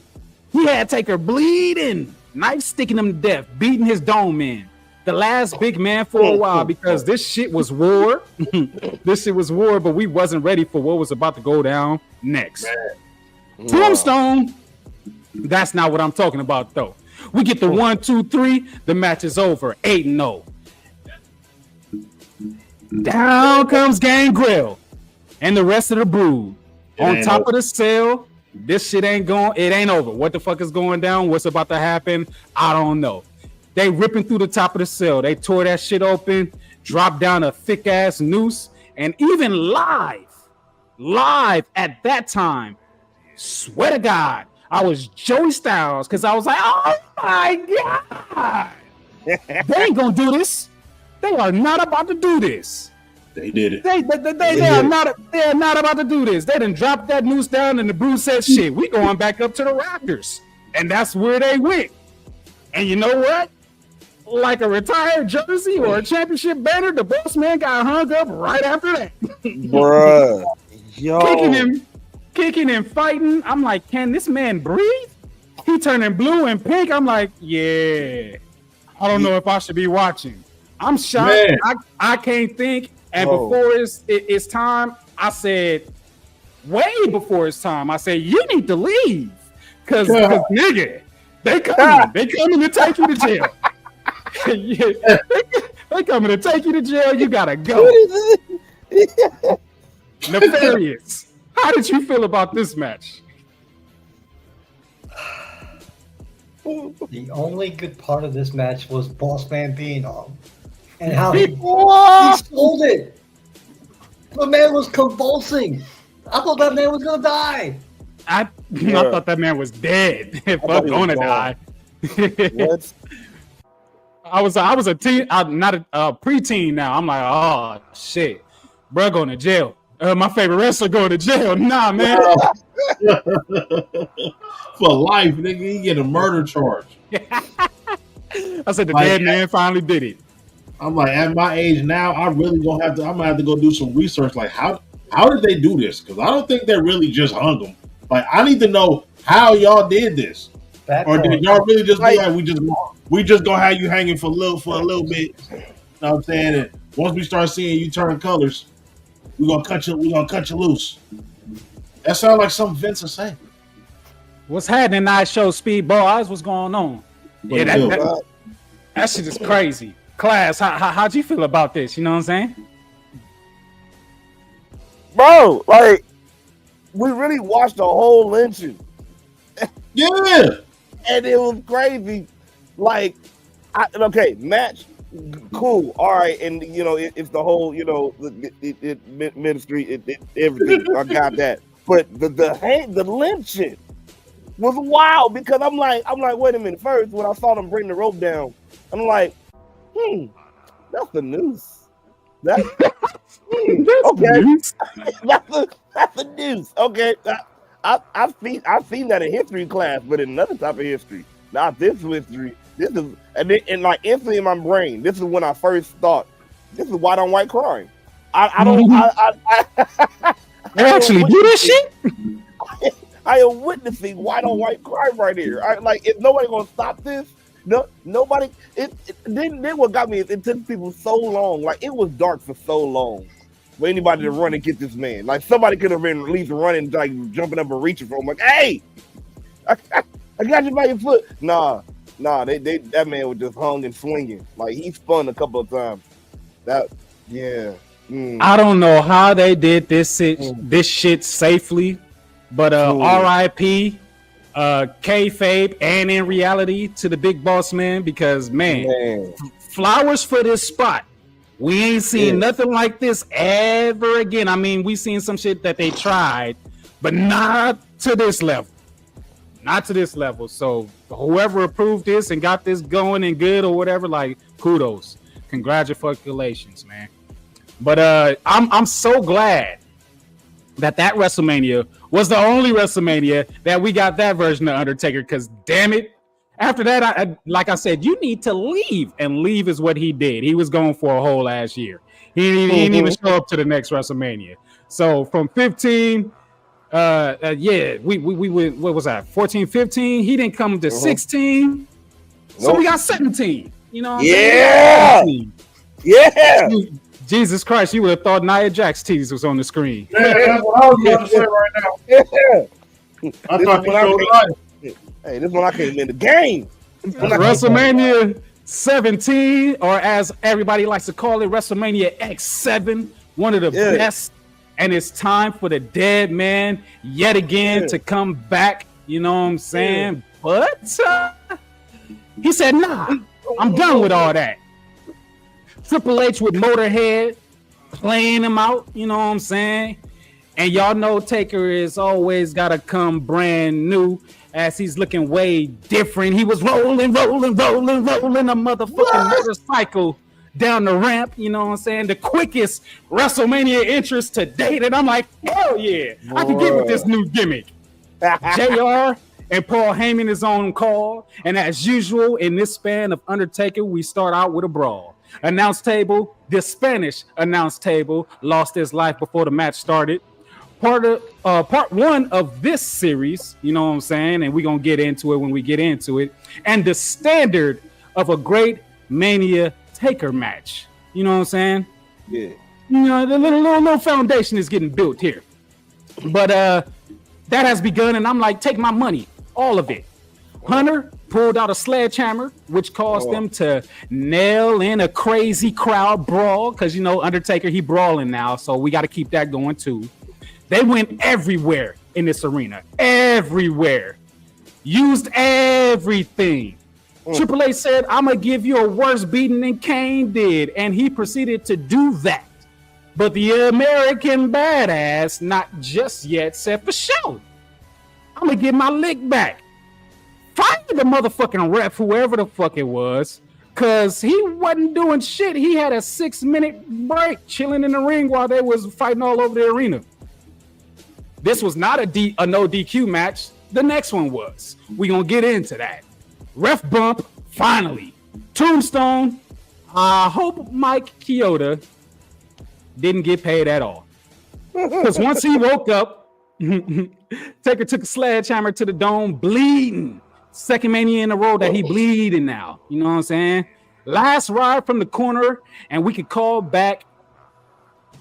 It was time to go home. You know what I'm saying? Taker was already there, though. Houston, Texas. Your man got a win, and he's 9-0. Lit Fuse, how'd you feel about WrestleMania X7? It was extra large, like a motherfucker. I'm not gonna lie to you. Like your back right now? Man, extra large. No, I ain't gonna lie. It was refreshing for the Undertaker to go from the dead man to now he's the fucking biker club badass nigga. Out here just throwing balls, doing what he do. I feel like, and this was that era where it was literally Triple H, Undertaker, Rock, and Stone Cold. These motherfuckers interchanged dope ass matches with the four of each others. And the Undertaker with this one, it was something nice. It was something different. I fucked with it. Something smooth. Nefarious. Let's go to you. WrestleMania 17, still, in my opinion, one of the best WrestleManias ever, from beginning to end. This was fun. This match was fun. I was with it. I was with it. That's it. I was with it. Class. This is when you got into the game, man. Talk about it. How you feel about this match? Not too long though, but get into it. Nah, man. Just first of all, coming right in, already seeing the dark side of Undertaker, so seeing this evolution right when it happened. Hearing Roland was crazy because that's when I started getting into my rock boy kind of phase. So Limp Bizkit was it. The match was awesome, going everywhere in the ring. The last ride on the outside of the ring was crazy on the rafters. It was wild. Awesome match, amazing. And like again, that's what got me into it. I'm like, this is it. Hey, I'm forever a fan. WrestleMania 17, that was it. Let's go. I was in it. So yeah, that man. So many memories. I can go on and on, but I won't. And you can see the look on Triple H's face. You know what I'm saying? And little did we know we was gonna get that match 2 more times. And I feel some type of way about that, but we're going to talk about that when we get to it, you know what I'm saying? Skip along to another year, you know what I'm saying? The Undertaker is still here, and we got WrestleMania 18. WrestleMania 18, X8, I don't know too many people that really called it that. You know what I'm saying? X7 was just special for some stupid reason. I don't know. But WrestleMania 18, not too bad at all. Little troubling trying to figure out all the other matches that was going on. But yet again, as usual, it's WrestleMania season, and before you get used to the Undertaker that you did see, that just came back, here he is coming back yet again a year later in another version of Undertaker.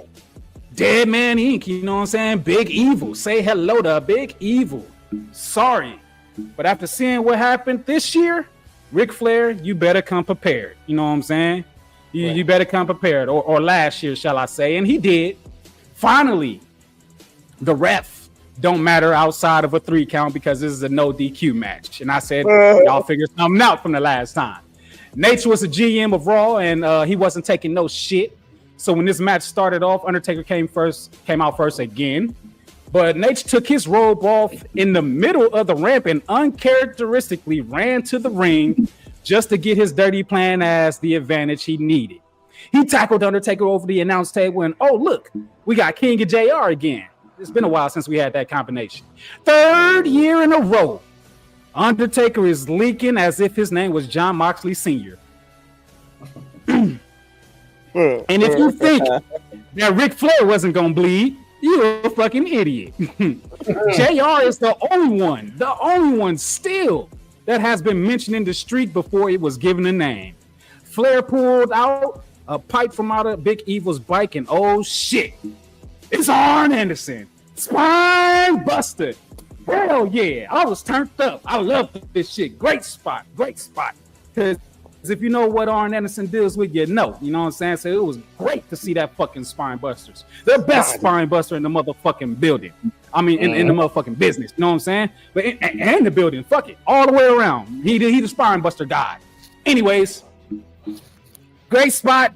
Now it's time for you to bleed and get beat up like your friend Arn Anderson for that shit you did. Taker paid the ref back after that win as well because he punched that nigga too. Yeah. And before I can count to 10, the time has come for the hype to hype it up. Counting on his motherfucking fingers, and JR is doing commentary. We finally got the birth of what is now known to be the motherfucking Streak Classic. How did you feel about this match? Bruh, giving it that more personal feel as like I said, as this new brawler Undertaker's been getting. So you might as well just give it to the dirtiest player in the game. And man, it was dope as hell. Like I said, this is when 10-0 and the O's really started being the thing. Like, yo, got the streak popping.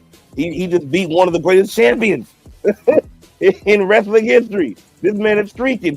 So yeah, man, it was dope. Pause.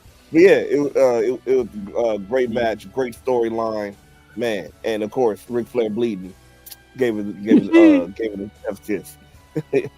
Man, probably one of Ric Flair's last good matches. You know what I'm saying?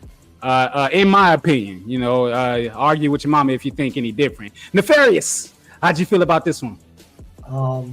Good match, nice build. Both guys bleeding profusely. And that was the right result. Man, let fuse. First of all, the moment everybody found out Ric Flair was going to be in this match, we knew 2 things. 1, there was going to be some blood. 2, there was going to be some of the most legendary selling going on that you've ever seen in a wrestling match. I love this iteration of the Undertaker. Like I said, it was something fresh, giving him this badass demeanor, like the mortician retired and decided to become a Hell's Angel. He's like, all right, you know what I'm saying? Like, I'm in my retirement now. I can do what I want to do, and now I ride Harleys, and I whoop people's ass. I was already whooping people's ass, but I was doing it at work. Man. Now I get to do that shit on my off time, and I love it just the same. Yeah, Dead Man ain't Undertaker was something crazy. It was something to behold. He was on Crash Out time. Not the worst Crash Out time that he's been on, but he was definitely on Crash Out time. He's like, anybody can get it. Fuck this shit. I don't give a fuck. Bro, I don't give a damn. That's the same damn man that gave it to Jeff Hardy the way he did. I was like, that's crazy. I still remember that. Sheesh. So I kind of feel like now we about to pick up speed a little bit because it's getting a little bit interesting. The streak is now born. You feel me? We understanding how things is. We figuring things out a little bit better. And we like now we like who gonna do it? Who gonna beat them? Is somebody gonna beat them? Is it ever gonna happen? We get WrestleMania 19. What are we doing here? From a tag match to a handicap match, Nathan Jones, Nate Jones stayed home, or at least he should have. You know what I'm saying? He had a badass year. I don't even think we saw him again after this shit. He showed up for an assist here. You know what I'm saying? As a matter of fact, I'm tripping because I hate this match. I didn't even want to pull this shit up, but I guess I'll do it anyway. I understand. Oh God. Short hair Big Show and always hairy A-Train. What a way to waste a fucking WrestleMania year. Oh God. Fred Durst, Limp Bizkit played the American hero badass. Again, another different Undertaker the very next year. Make up your motherfucking mind. But hey, I get it. Get on your grind. They played him to the ring literally because they was performing inside the ring. Taz and Cole on commentary, they couldn't save this. And the two big men couldn't put an end to this either. Embarrassing. This streak moves to 11-0. Moving on. Lit Fuse, how'd you feel about this bullshit? It was forgettable. Class? Nathan Jones. That's all I gotta say. Nefarious? Next.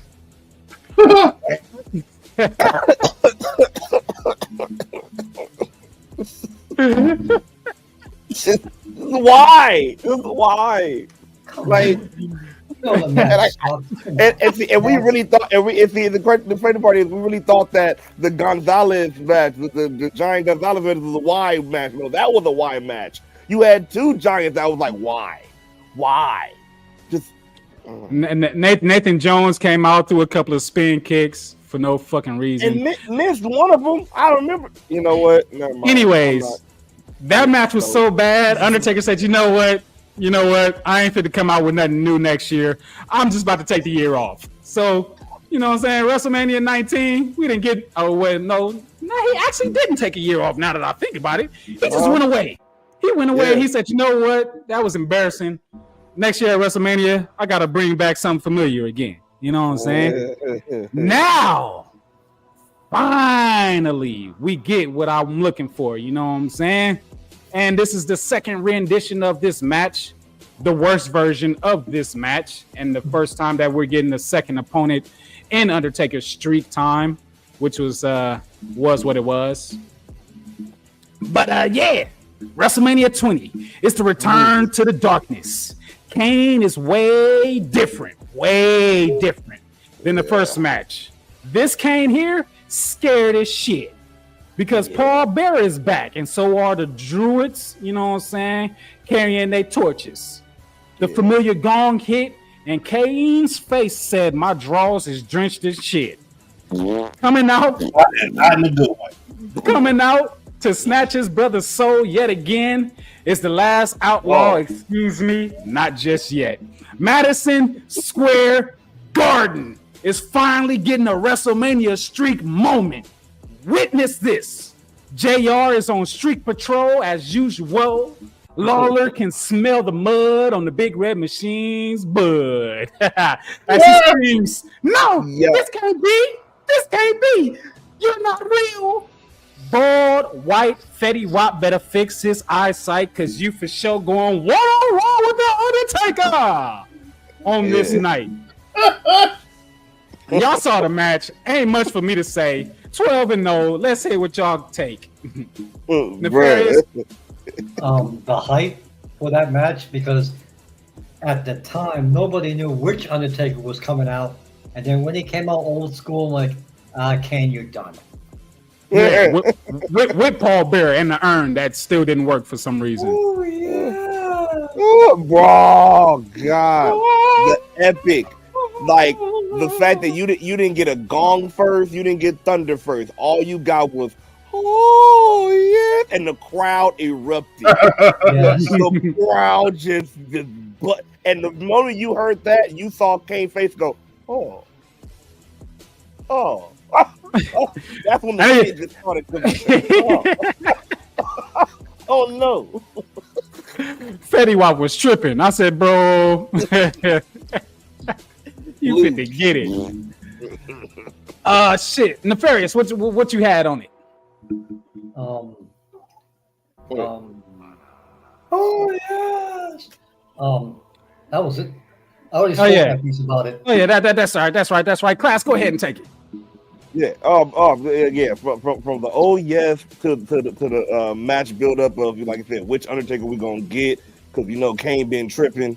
So hey, whichever one I had a feeling was gonna whoop Kane's ass anyway. But man, the fact that we got Paul Bearer back and a shorter hair Undertaker at this time, he got it kind of got the short back bob going on with the Undertaker look, but it was dope. Ripped. That man. Soccer Mom Taker is wild. Soccer Mom Taker is wild. That's all I'm gonna say. Let Fuse go ahead and explode, man. Yeah, this definitely wasn't the greatest of their matches together, but Taker, what the fuck? What is this? What is this? What is this on his head? Oh, that's just his hair. Yeah. That's just his hair. I don't know what he was doing. He was a dead man named Slickback. Yeah. I don't know what he was on, but Taker Guerrero having Kane so fucking terrified.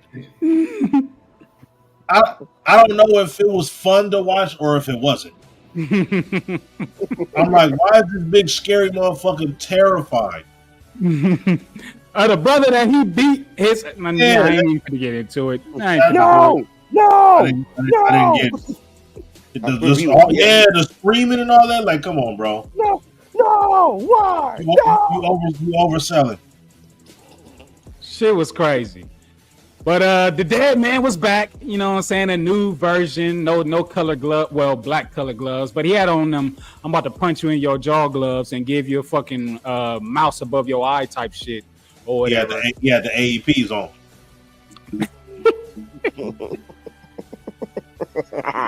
WrestleMania's in Hollywood for WrestleMania 21 out here on the west side, and I was mad at myself because I was a grown-ass man at this time, and my ass just didn't take my ass to the show for whatever reason. I don't know.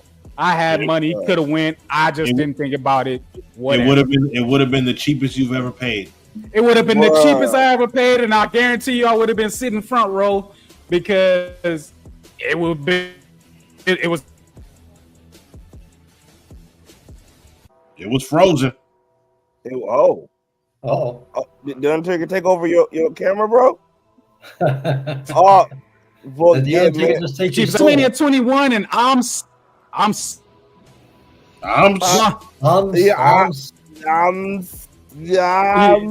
he had to get all of us. He had to get all of us. You feel me? Real quick. But man, this WrestleMania, I'm stoked. I'm excited. I'm turned the fuck up. Because again, I'm not in high school. I'm getting money. You know what I'm saying? I'm still watching wrestling, and this shit is getting interesting. And my guy, my man, my dudes, pause, whatever. Fuck you. It's time to get it in. Yeah. It's time to get it in. The Legend Killer, my guy. I wish it was him. At this time, I'm like, yeah, beat him, put him down, put him down. I need to see it. It's time for it to happen. This man then got 12 WrestleMania wins in a row. It's time for somebody to put him down, and this was a fucking great story. Legend Killer Randy Orton was here. But WrestleMania 21 wasn't his time. Interference from his daddy couldn't get it done. Uncharacteristically, like father, like son, Bob Orton lost so much he helped his son get an important one. 13-0. The Undertaker is still undefeated. Lit Fuse, how did you feel about this match, bro?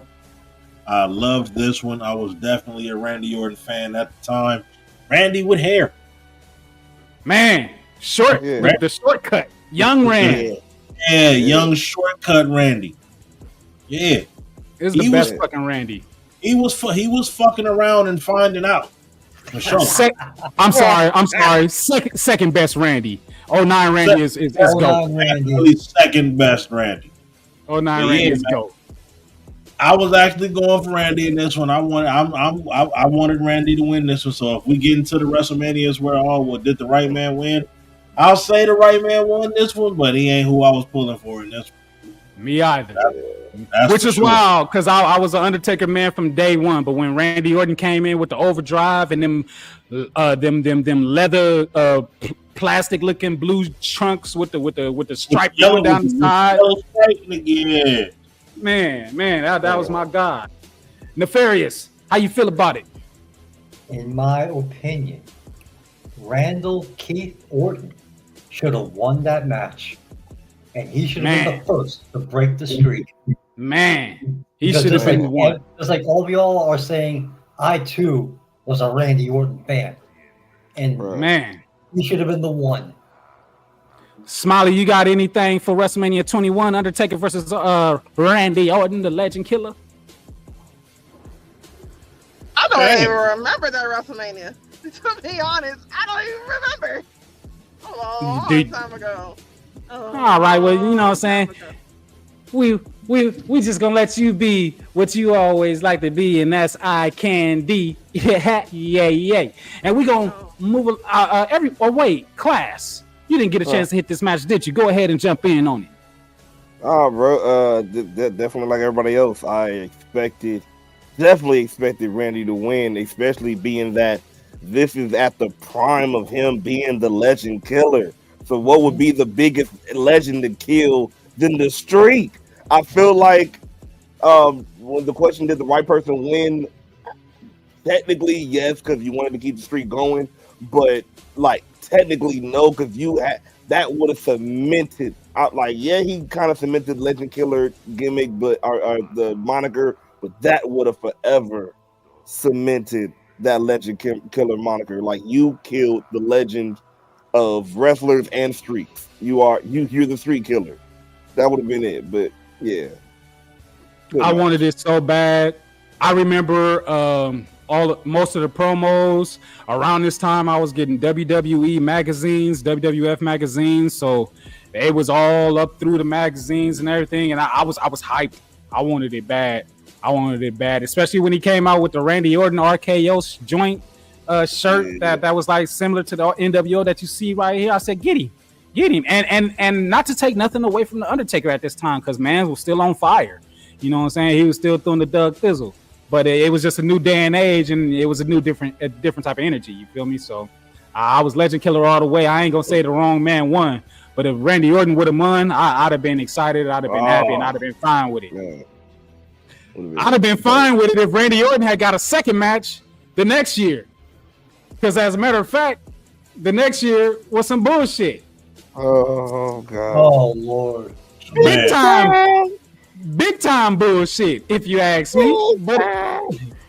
But it was what it was, and y'all know what we fucking got.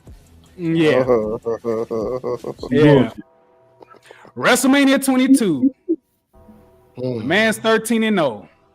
His 10 WrestleMania opponents when it comes to his 10th WrestleMania opponent when it comes to big dudes. His specialty match, it was like his 5th or 6th, you know what I'm saying? Another double wide casket that started in the 90s with his Royal Rumble casket match against Undertaker, Yokozuna, if you know, you know. No threats here. No disrespect to you, Mark Henry. You did what you could do, but beating Undertaker at WrestleMania was just something that you wasn't strong enough to get through. That's not what you do. It's not what you do. Rolled him up into that casket, and he was done for 14-0.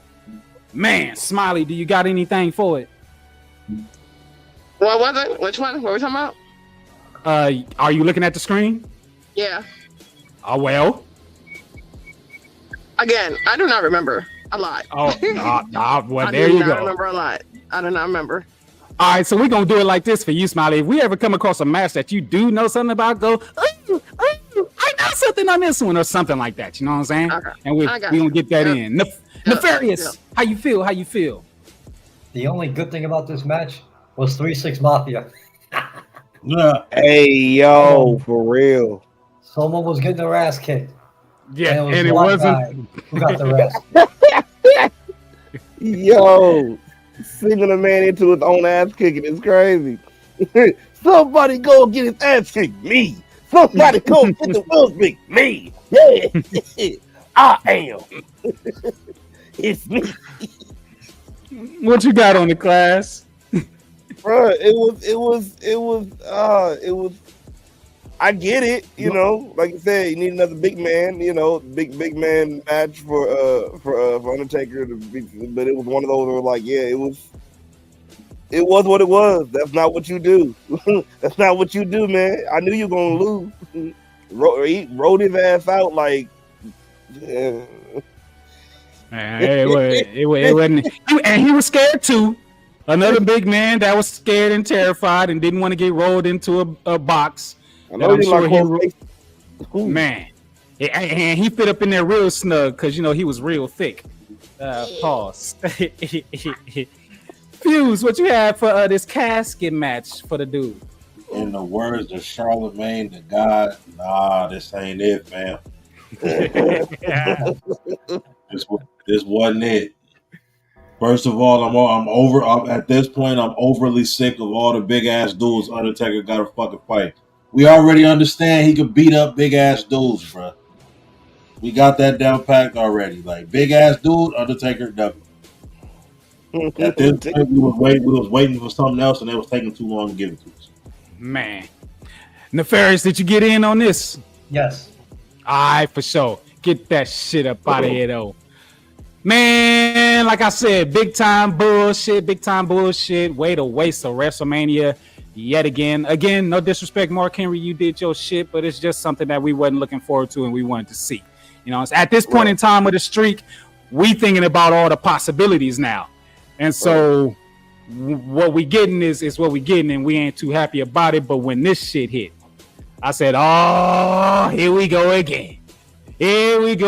Speed bumps out the way. Speed bumps out the motherfucking way. It's about that time we get these classics out the way as well. Druid's here yet again, you know what I'm saying, for the third time. And with the torches. Teddy Long was the ring announcer for this. WrestleMania 23, Batista, a world heavyweight champion, going one-on-one with The Undertaker. Man. 15-0, Smark side. Let's talk about how Undertaker collected a vicious animal soul. JBL on commentary with Cole, Lit Fuse. Go ahead and go. Man. I did fuck with this one, and this was another one where, yeah, the right man won. But I just wasn't going for Taker. Man, me either. Batista was my guy at that point. Yeah, Batista. He couldn't do no fucking wrong. I wanted that man sent to the moon, and they low key did, but I didn't need him to drop it here. He could have been the one, but we do have a streak at this point, so I get the business decision. Undertaker was the right fucking winner, but I might have booked it a little different. Might be a little different. Nefarious, how you feel about it? What Fuse just said. That's it. Class. Man, at this point, I was like, they feeding him people, and I'm pissed. Because I'm on the side of, Batista's the homie, bro. Like that, again, this was cemented. And they didn't give it to him. That's what I started figuring. They just feeding them people. They are feeding this Undertaker that is a biker sometimes on part time. Yeah, they just feeding them people now. Cause what? Like I don't want to say the wrong person won, but yeah, bro. I was like, yeah, y'all feeding them some big stars now. Man.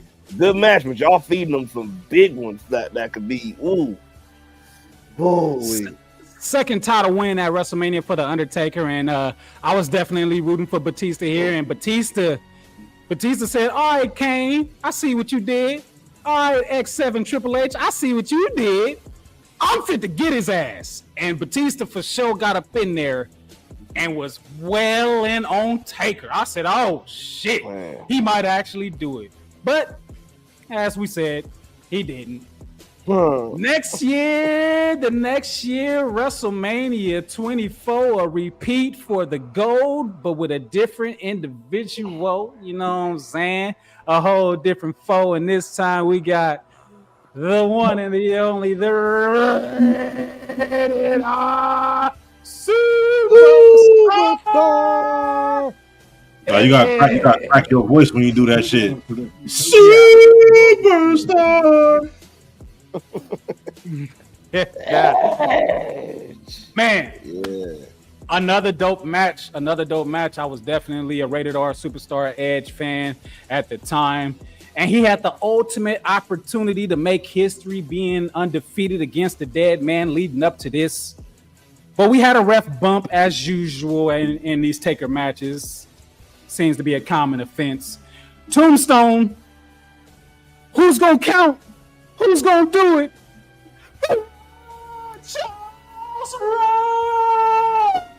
Splitting.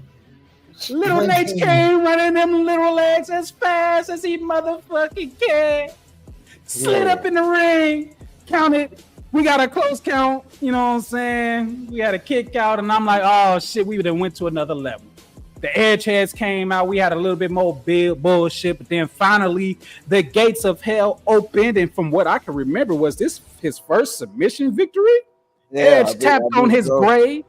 Edge tapped on his grave, entering the cemetery of the streak class. Go ahead and talk about it. Bruh, like again, like the Rated R Superstar reign. And I think we did find out that Undertaker said he would have been down to give it to Edge. It would have been one of the ones. So knowing that now is crazy because, man, they great match with Edge, took it to the limit. But I just, man, I feel like that would have been a great one for Edge, an awesome one for Edge. But man, they put on a show. Like and Edge, and this is when Edge was like again, Undertaker can have a good match with anybody, and it showed. Edge showed he can go to the big stage with anybody too, and that's what I loved it. Man, yeah. Fuse, get it lit though. Man, another WrestleMania. Undertaker is the challenger for the World Heavyweight Championship. Keeps the streak alive. Gets another one under the fucking the title history column. I got another one. Man, for real. Nefarious, did you hit this one? Being that I was actually in Orlando and Whoa. was there for this, I can tell you that some of that crowd was dead, but because of Flair, Shawn Michaels, and the triple threat with Cena, Trips, and I believe it was Randy Orton. Mm-hmm. But as that match was going, you can hear the crowd, starting to get it back, which was a great match because it was still streak versus streak at that time. Like Edge was like 6-0, something like that. Yeah, he was undefeated against Taker. Right. And at Mania, I think. Yeah, like Loki was kind of streak versus streak a little bit, like a growing streak versus an already thriving streak. So yeah, but for me, I was a little sick of this Undertaker. He's starting to feed people. I'm like, he didn't change for you. I wouldn't mind if Edge won this match, but Undertaker won. His streak continues. Man, after this, I think we gonna really hit a super drive because there was no better match in this WrestleMania streak than this one right here to me, and nobody else can ever argue against it. Man. Ever. This match was so fucking great. I'm not even gonna fucking talk about it that much because I can't. Because I'm still taking it in. And as a matter of fact, class, throw us on the other side real quick. Because this match was so special to me that I had to put the imagery on the other end, on the other side. You know what I'm saying? We got heaven and hell. You know what I'm saying? We got salt and pepper.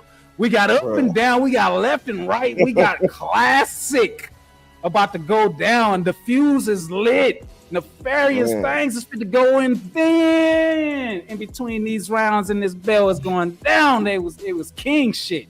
You feel me? As Undertaker took on HBK, Shawn Michaels, who is known by a lot of people as Mr. WrestleMania, but I had to question that a long time ago. We'll talk about that on another show, as we have on other shows. But anyway, here we go. The best streak match of all time. No, not one even comes close. Not even the rematch. So we might even as well talk about both of those. Fuck it. WrestleMania 25 first, and then 26, and then 27, and 28. Let's fucking go. Nefarious. Hit this one. The first of 4 straight bangers. No question about it. Yes, this was the best of the 4 that's coming up. And look at the story that's being told. Heaven and hell. The lead up to that match was outstanding. And in my opinion, the best Undertaker match at Mania. That's all I gotta say. Best. Fuse, what you got? One of the greatest Undertaker matches ever. Not even just at Mania, ever. Like this was shit. You might as well say one of the best Shawn Michaels matches ever, not just at Mania. That is also a fact. I only didn't mention it because this is the Undertaker show. Mm-hmm. But yeah, one of Shawn Michaels' greatest fucking matches, and they had 3 more of these motherfuckers. That's crazy. Man, class, what you got on it? Man, story epic, match epic. Like man, like you said, heaven and hell. You had Shawn Michaels that recently came from fighting his actual demons to now saying, "Hey, I beat demons before. Watch this." And he came down from heaven like, "Hey, I'm protected. I'm newly Christian." Bro, like all of this. Man. Like what? Like the fact that they were able to interweave this in real life in Shawn Michaels' actual life. So like it really. This is one of the few ones that I'm coming out of like having so much stuff character driven and fake characters on. It still felt real. Like, yo, you knew the story. You knew by this time. I don't know. I was in my middle school, so it was like, hey, you knew a good bit of story behind Shawn Michaels, and hey, you know, like how he came from sexy boy to I'm praying on the altar on the ramp from Shawn Michaels, bro. Like, man, he even had Vince wanting to fight God. Throw us on the other side, man, because you know what I'm saying. I just had to do this one because this match was just too damn good. You know what I'm saying. But we get to part 2. Class, keep going. What you got for this one? This is WrestleMania 26. We keep going. This is where Fight Forever really, I feel like, really starting. It's like, hey, you know what? Just go ahead and keep fighting because y'all keep doing great shit. Like, if I'm not mistaken, there's another one where it's like, bro, like they just took it to a whole nother level. To the jumping out the ring, and it's like, yo, Undertaker. This is where Undertaker again. The first match and this one started really scaring us when it came to doing that flip outside the ring head first. Spots. We had streak versus career here. Streak versus career. Yeah, you know what I'm saying. That's the thing that really got your heart because you're like, yo, it's gonna be the last time for the streak race. It's gonna be the last time I see HBK. It really was heart wrenching. Like it really was like it took you on a whole nother emotional toll than the first one did. So even though the first one is the best one, this one had a whole nother emotional toll to it that was like, yo, it took it to a whole nother level. So yeah, man, dope as hell. Nefarious. Streak versus career. I'm not counting that garbage in Saudi Arabia. Man, one of the few wrestlers who actually stick to their word. This was it. You can appreciate as wrestling fans, you can appreciate that. Yep. But even the lead-in, to that was amazing. Like I know I can do it. I was this close away from doing it. Oh, Sean was so serious. He was so serious here. He wasn't playing no games. He wasn't scared. He wasn't shook. This was the first man in I think WrestleMania history in this match where he was just like, "Get in here, hurry up." Yeah, I know what I'm doing. And I know what I'm doing right now. He did when he looked up the Undertaker and did that. Bravo. This is great shit. The fuse is lit. I think this is around the time when WWE got to the point and they like, you know what? This works. And we should probably get it cracking as much as we possibly can. Because this works. This is the opponent we should have gave The Undertaker a very long time ago when Shawn was in his fucking prime. This would have been great for the night. And I mean, this was his second prime, and we did get a few Taker Shawn matches, but we know he had the issues with his back and shit. So but that would have been crazy. That would have been something out of this fucking world. Nah, man. I mean, well, his friend get put down. You know what I'm saying? Career is over now. Undertaker still undefeated, and Triple H said, "Nah, dog, nah, I can't have that. I can't have that shit at all." I need that. As a matter of fact, I need to run it back from X7 anyway, because if this man thought he was fit to put me away, hell no, not today. Fuse, pick it back up. What you feel about this one? Man, this was another one of them bangers. Whole lot of motherfucking action, whole lot of ass whooping going on. I'm gonna say the right man fucking won, even though I kind of was the Triple H guy here and there, depending on what fucking character he was playing, what he was doing, what he had going on. But yeah, this was the Undertaker's match to win. You'd have had to take it from him. You'd have had to steal it from him. You'd have had to have some shenanigans.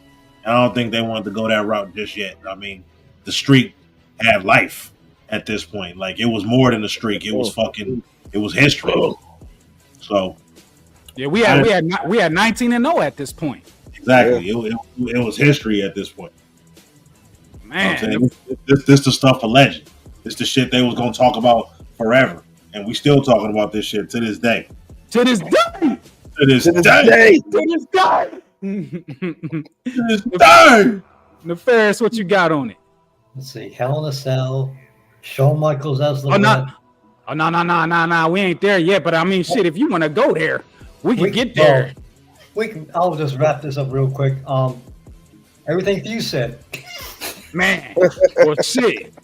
You already know what's about to come next, so you might as well get started on that, because I got you. Well, did Class chime in? Yeah, he did. Okay, my bad. Fuck. We had this classic match yet again. Labelized as the end of an era. Triple H was like, nah, fuck that. Run it back. I need a third time. I can do it. Shawn Michaels said, shit, let me get a little piece of that third time. Let me help you. Let's get it in. Let's get it done. Hell in a Cell. God. End of the era. Nefarious, go ahead and pick it back up. How you feel about it, man? Hell in a Cell. Shawn Michaels as the ref. The theater of that was amazing. Shawn Michaels always like, I don't want to count her end this. And that was like 40 minutes of pleasure, if you will. Cinema actually. Lit fuse. I don't like the Undertaker's hair. You ain't fucking with Mohawk Taker. I was not fucking with Mohawk Taker at all. At this point, anybody could have took the street, because I feel like it was over already. He should have been at the crib drinking fucking Steve Weisers with Stone Cold. Like, nah, and I made sure it was hard to find a Mohawk Taker picture. It was real hard, but I found one. It was either gonna be this one or it was gonna be a toy. But I was like, "Fuck that! I'm gonna get it. The Fairies, just so you know, the Dodgers are still playing right now, bro. Yes, I'm watching the game. Extra innings? That shit is crazy. 13 of them. Bases loaded. Bottom of the ninth, bottom of the 13th, 2 outs. Shit. Oh, by the way, they got out. They got out the inning. Come on, Freddie. They got out. No, he popped out. Class, tap in. What you got on the end of the era? Man, oh man! First of all, to piggyback on what you said, bro, this is when I figured out that okay, maybe you out of evolutions because you went Mohawk. So then after this, bro, but the story was amazing inside the ring, especially outside the ring. Like you said, everybody ended the era. It got to the point where it drew tears because it was like, bruh, yeah, man, this is the end of a time where where two people actually knew what they doing when it came to hitting each other on the head. We ain't getting this no more, bro. Like it really felt like the end of an era of certain matches. It did, man. So yeah, it was man. Good. It was heart wrenching. For me, man, all-star of this match was Shawn Michaels. Right. All-star of this match was Shawn Michaels. Like he was the glue that made this really all come together, and just it was so many layers and dynamics. Like shit is fucking amazing. But you know what I'm saying? 20-0. 20-0 is where we at now. And I'm like, shit, I don't even want it to end now. I don't even want it to end. You know what I'm saying? It's got to keep going on forever. Now, we get to a particular moment here. As I mentioned earlier in the show, I got to bring it back up again here because that's the reason why I did it. WrestleMania 29, Paul Bearer had just died in real life. CM Punk. Oh, my God. Right. Oh, my God. CM Punk and Paul Heyman stole the urn. Poured that motherfucker out, and CM Punk played in these ashes. Wild. That was his constellation prize after over a year of holding the company's top championship. You don't get no Mania main event. You get to go lay down for the Undertaker, then take your ass home. 21-0. Lit Fuse, how'd you feel about this, bro?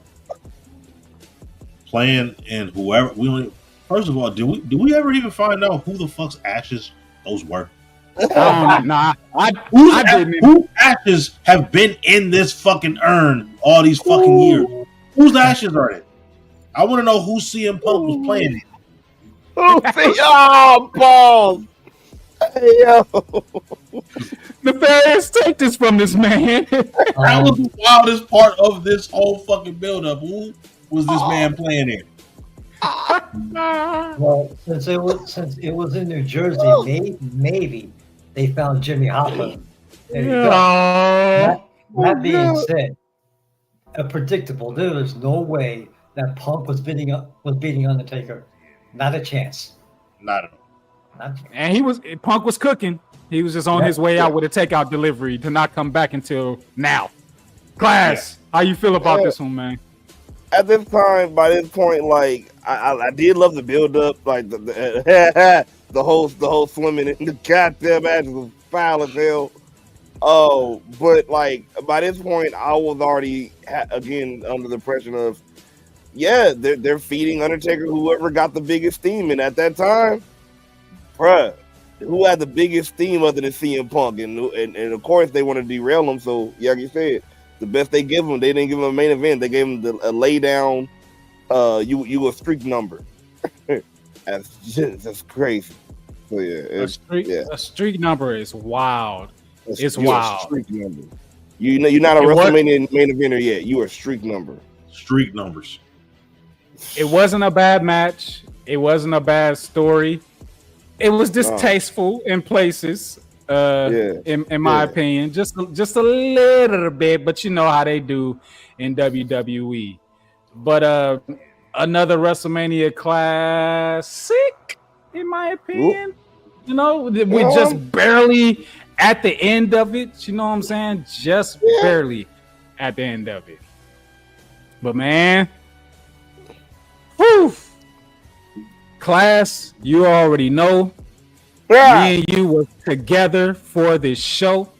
We ain't gonna tell the full story of what happened and what was taking place, but around this time I was stomaching around betting sites. I wasn't betting yet, but I was trying to figure it out. I found a website that had let me bet on wrestling at the time, and I still just didn't understand how to get it in and do the damn thing. But I was for sure a Brock Lesnar fan, and the odds of this man winning with him being Brock Lesnar was astronomical. And I was like contemplating for a week. Should I upload some money into this site and put some money on Brock Lesnar just for the fuck of it? $100 at least. And I contemplated it the whole time. And when I finally decided, yeah, go ahead and do it, it was too motherfucking late. Oh, man. WrestleMania 30. Yo. It fucking happened, and I lost my motherfucking mind. Man. I lost my Clash, you was there. You was there. What? I was looking like the Undertaker guy.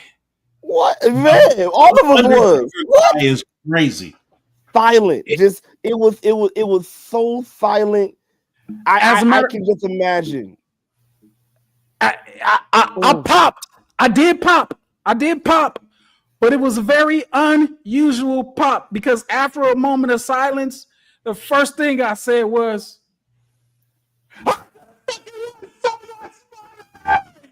he did. And I was in a bad mood for the rest of that show, the rest of that day. That Sunday, I was just like, you know what, Jesus, you played with me today. And I feel like we need to fight, homie. I feel like we need to fight for real, for real. Well, WrestleMania 30 is over, 21-1. Regardless of the stories out there, the concussion and all that, and Brock Lesnar was just wreaking havoc after he came back in 2012. How do y'all feel about this? Did the right man win? Did you have a problem with it? Did like what's up? Somebody give me something. I'll go. Go ahead. I will say that the wrong person won. I will also say that I remember me and my stepson were watching this match, and we were in stunned silence for a good 2 minutes. I can remember going outside and throwing the firewood into the fucking my front lawn because that's how pissed off I was. And I'm like, you got to be shitting me. If you want to lose the streak, that's fine, but not Brock didn't need it. He didn't. He didn't need it. He didn't. And I think that was the thing. Also, the fact that he finished the match with a concussion. I'm still in my feelings about that. But still, it is what it was. It is what it is. Lit. This one was different. I actually feel like I don't feel like Brock Lesnar was the wrong person to win, but I also feel like at the time, looking back at all of his past opponents, if nobody was going to do it, it was going to have to be him. Yeah. Who else could we have? This man that went against all type of fucking giants, tall and wide. All type of giants, and nobody was able to do it. Yeah. Now two at one time. Now, exactly. And now we got a fucking freak of nature tearing through the fucking roster that we have sent to the moon already. Like, he's already at the moon. The moment he came here, moon. So I don't see anybody else that could have realistically taken the streak. If it wasn't Brock Lesnar, it would have just been Roman. And if it wasn't Roman, the streak would just be alive still. I didn't even want Roman, but we're gonna get to that. Class 21-1, man. I had to have so many conversations with myself about this and have that same conversation that Fuse just said to myself, like, hey, if it wasn't gonna be anybody else, it made sense for Brock, because not only just was he the beast coming up, but like before this WrestleMania, they already had matches, and Brock was always coming as the one on top. Pause. But yeah, like even in a Hell in a Cell match, Brock came out the winner. So like remembering that, I was like, Yeah, and I was there for that show. That and I was was a like, good show.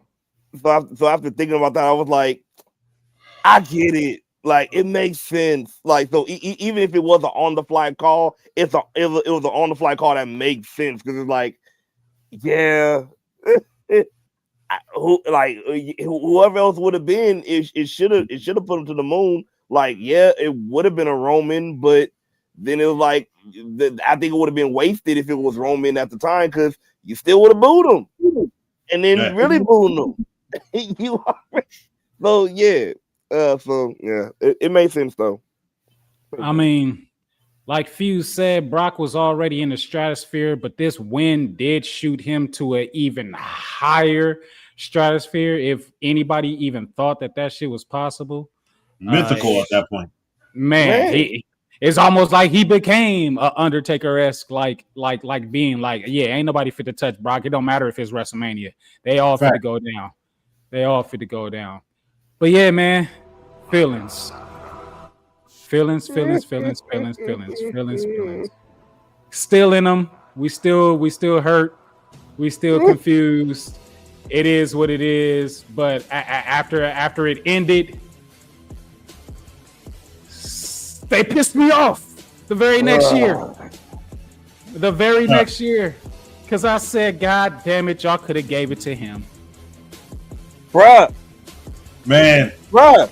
I'm like, he already had losses. So it would have made sense if you could have just gave us on the break. He already had losses. Y'all could have started a new streak. How many people can beat him after he fucking lost the streak?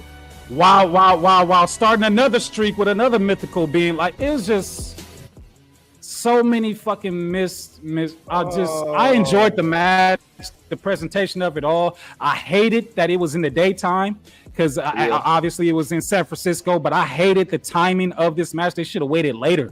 I don't know who decided that this match should have been in the sun. It's fucking stupid. Crazy. Fucking stupid. They did what they could with it, but it was fucking stupid. I'm like, y'all done broke the streak. Streak don't work no more. Now y'all doing stupid shit. Nefarious.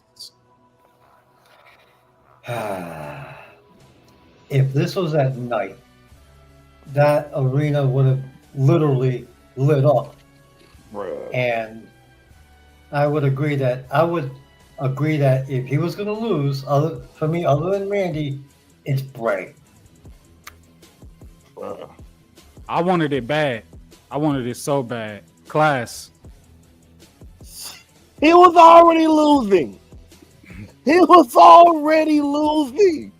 could have gave this one the Bray. Like when I say I was so mad at this one, like again, good match, yes, and Bray of course, because like I felt like this was going to be the actual passing of the torch, which it should have been. Like what? Instead, like it got to where I felt like they started the burial of Bray Wyatt and the whole and this iteration of Bray Wyatt, and it was like, bro, like, yeah. Feels. You're rest in peace, yeah, right. Peace. Like I said, once they broke the streak, they should have stopped trying to protect it. It's already fucking broken. Bray should have fucking won. Fuck it, Shane was still in there with the company. Y'all should have let Shane get one. Fuck it, why not? Roman obviously won. AJ should have fucking got one. Why the fuck not? Right. Cena should have won. Why the fuck not? They should have just gave it to everybody and called it the reverse streak. Have him lose all of them after that. Why not? I mean, the streak's already over. Did everybody touch on this one? Pause. Yeah. Good. R.I.P. to Bray, but man, I wish they would have did it. Not deep enough. But fucking shit, he just said it, and next year they did it again, and this time it was a fucking Hell in a Cell match yet again. Yeah, bruh. With Shane-O. I mean, Shane flew. Shane did Shane things. And if Shane would have won, he would have had control of the company, but obviously he did That not. wasn't gonna happen. Yeah. Jeez. I ain't gonna front. I ain't gonna lie. When Shane music hit during that plaque ceremony for Stephanie, I lost my mind. Yes. Y'all know I'm a Shane O'Macker. I lost my favorite McMahon Stephanie. I was jigging. I was doing everything, the shuffle and all that. Then I said, all right, for sure, that's over. Let's get this shit over with. Let's get this shit over with. Do y'all have anything for this? Nah. Undertaker let that man fall with no padding. That was hilarious. That man got out right on time. That's all I got to say. Do you all actually think that the Undertaker was going to take that bump off the cage? Oh, no. All he had to do was just be a landing pad. He just had. I mean, Shane had one. I think they was putting the cushions underneath the announce table at this point in time. But this wasn't even Crazy. It wasn't even an Undertaker story. It was a Teddy Long, this is punishment. Yeah. You go one-on-one with the Undertaker type shit. Yeah. It was I wasn't interested. And when we got this shit, I said, why are we doing this?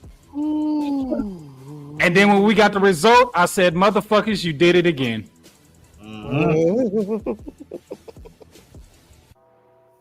That was my face, Undertaker's face. I was mad as shit. I was not a big dog fan. Nope. I did not like the promo that he did the next night on Raw when he stood there silent and just said, this is my yard now, and left. I hated all of it. This didn't even transcend Roman immediately into another level of Roman. Yeah. Nope. It was fucking wasted. The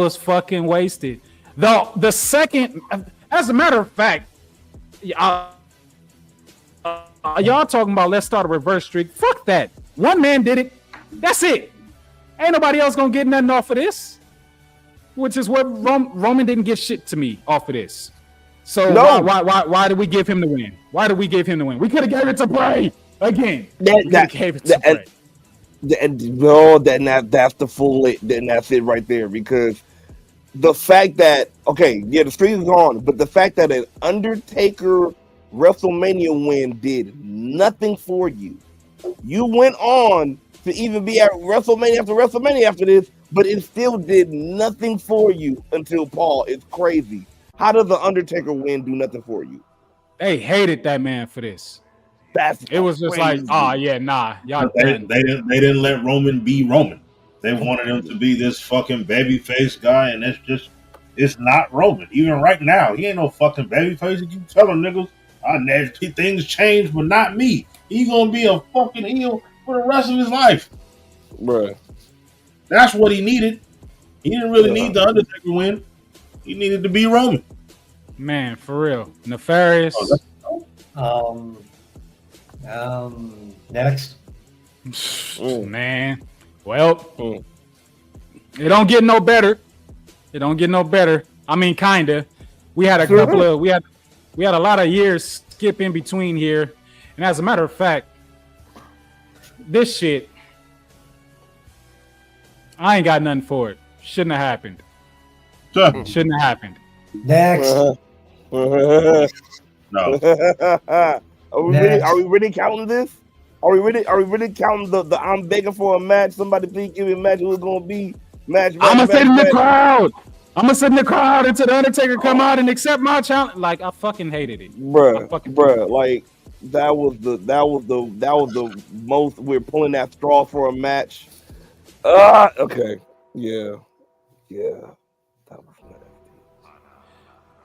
We're down to the final WrestleMania match that we're considering that Undertaker will ever have. COVID came through whooping our ass. But this COVID WrestleMania was probably one of the best, if you ask me, with no audience at all. It delivered some greatness on both nights. But this shit right here. Yeah. I'm coming. It was what it was. It was what it needed to be. Undertaker, I mean, the match was scripted, heavily scripted, and I do mean from an editing purpose because it was shot like a film. You know what I'm saying? Like I was talking to Nefarious earlier today, the third best match that was filmed like this, because as we were talking, I already had a number one in my head, which was the Firefly Funhouse. But then I had to think about the originator. You know what I'm saying? Which was Matt Hardy in the Broken Universe. But for what it was, this match was cool. We had interference from the Bullet Club, Boneyard match, whatever in the fuck that was supposed to mean. I'm about to show up and Undertaker, we gonna do the damn thing. Nefarious. Entertaining match. The best way for him to go out at the end. Metallica motorcycle. Mwah. Ride off into the sunset. Class. Bro, I feel like 2020 saved him from hurting himself for a last match. This was, like I said, it was a good send off. You got to do what you needed to do, and you know then you had the whole popping circumstance at the end of the match, like to really solidify Undertaker, you know, then now forever type of shit. Yeah, it was dope. But I'm glad. I'm glad he wasn't in the opportunity to hurt himself. So yeah, good stuff. Good stuff. Thank you for that, man. Liddy lit, go ahead and set us off for the last bit. Yeah, man, I'm with Nefarious. This was a hell of a way to ride off into the sunset. Like, he had a dope match. He didn't kill himself. He didn't hurt himself. You know what I'm saying? He's still here to be able to do his podcast with his wife that everyone hates for some reason. Actually, I love her. I love them titties. I'm not a fan of his podcast. Yeah, I haven't taken the time to listen to it just yet. Nah, me either. Yeah, a lot of people feeling about it is because, like, it's not really because of Michelle herself, but they were like, you already had a co-host and you kind of just threw him to the side just because they were like, oh well. I mean, it is his show and his wife, so I mean, I could kind of understand that a little bit. Like, I mean, if I had a show that I just had out there and I decided I wanted my wife to be on this motherfucker, well, you know what? She's probably going to be on the show. I mean, she is the one sucking my dick. I mean, are we really happy about that? No, that's true. No, that's true. I mean, shit. Overall, we evoked the streak or whatever. Is there anybody that y'all wish Undertaker would have faced during the streak before we get up out of here?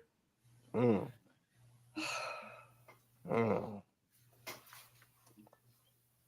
gonna say either The Rock or Stone Cold. Oh, yeah, that would have been either of them. Great. Or both. Yeah, Stone Cold. Yeah. Yeah. So now we'd be pushing that territory about would the streak have lasted this long? Man. Oof. I think that's likely why they never faced him. Oof. Never faced either of them at WrestleMania, because they might have had to give the streak away a long time ago. That shit is heavy. Class, you got an option? I'll say as far as, because like there's especially storylines of people like coming up from the bottom and like getting their title, and like it would have been a big push for them to have the Undertaker match, especially after his ladder match. I would say Jeff Hardy. I would have gave him that chance. Would have gave him that. It didn't have to be a title main event. It could have been a streak match. But after that ladder match, give him a WrestleMania match with Undertaker, and really give him that. Imagine Jeff getting that Hell in a Cell match instead of Shane. Oh man! Oh Jesus! A swan time from the nope. Ooh, Nefarious, you got one? Well, one would be Stone Cold, but the second one, and it kind of brings it full circle, Hogan. Oh, you stole mine, mother. You said who? Hogan. Oh yeah. I thought it sounded like you said Holyfield. I'm like, why the fuck? But I'm like, well, Mike Tyson was there. Mike Tyson was at a WrestleMania, so hey, Fuck it, why not? Holyfield versus The Undertaker. Well, yeah, Hogan. Yeah, I that was gonna be my choice, but probably for different reasons than Nefarious. But since you chose him, I'm gonna go ahead and just say the one that everybody asked for. Even though we got the match, it just wasn't a WrestleMania match, and it wasn't in the company of WWE, and they had actually plenty of matches, just under a different umbrella. Go do your research and study and watch it and get into it. But I understand the argument for the sake of characters, the moment and everything. So y'all already know that I gotta pick Sting. You know? Yeah. Yep. But I don't think the egos would have. There was no way Sting was going to beat Taker. No, not a chance. I mean, they did Sting dirty in this WWE run, if you ask me. Whoa. Hella dirty. That's a conversation for another motherfucking episode. You know what I'm saying? Sting. But shit, man, I enjoyed this. I enjoyed this shit a whole lot. It's gonna be more special shows like this taking place, and don't worry, because if we do a show like this, I got a separate plan for reviews in case that's what y'all looking for, and y'all gonna have to follow us on all of our social media. You know what I'm saying? Because that's where the difference is gonna be at. Whatever you don't get here, you gonna get it over there. Yeah, Monday Night Raw happened tonight, but not too much went down. It is what it is, you know what I'm saying? But make sure y'all make sure y'all hit that subscribe button, make sure y'all jump into the conversation. Shout outs to all of y'all on the audio side, on the audio side. I ain't said that shit like that in a long ass time. You know what I'm saying? Let me see if I remember all the avenues. Shout outs to all y'all listening on Apple Podcasts, Spotify, Amazon Music, fuck yeah, I always forget about Apple Music. It's always last. And iHeartRadio. And iHeartRadio. Yeah. We're going to be back up in this motherfucker on Wednesday because it is Halloween week. So, you know, we got to keep it scary. We got to keep it spooky, but we're going to have some fun while we do it. Pull back up. Wear a costume. Send us a picture in your costume, whatever it may be, especially if it's wrestling related. We will put it on the show. But there's only one way you can do that, though. You got to follow us on TikTok. You got to follow us on Instagram. You got to shout out to everybody on Instagram, by the way. I forgot we was live on that motherfucker. Shout out. It's been a minute, Instagram. What's happening with that shit? Do I fuck with you? Yeah, shout out to everybody on Facebook, YouTube. You already know we love y'all. Shout outs to all of our 421 subscribers. We got to push that up to 500 and we gonna get there, you know what I'm saying, real quick. Hopefully by the end of this year we gonna see and we gonna make it do what it motherfucking do. We just want to keep bringing this entertainment from us straight to you. Class, go ahead and put me on the one time for the one time on the one time on the one time. Y'all already know what it is. It's the man that sit up at the top. I appreciate y'all. Take off my glasses so y'all can see into my eyes so y'all can know that I fuck with y'all. Wednesday is gonna be a whole lot of fun. I'm gonna go over the results for the tournament that we're in right now, which is the finals. We just finished our second leg, so I'm gonna have those results for you on that show. And then on Saturday, we got a watch along as well. You know what I'm saying? The day after Halloween for Saturday night's main event. Jay, a storm's coming, and so it's a championship. Appreciate y'all. Who we got next? Hey, yo. It's been your boy, Jay Classic, man. Mr. Smarky Smart, Mr. Smoking Toast. You already know. It's been a goddamn show. We came, we saw, we smarkified. You already know what we do, man.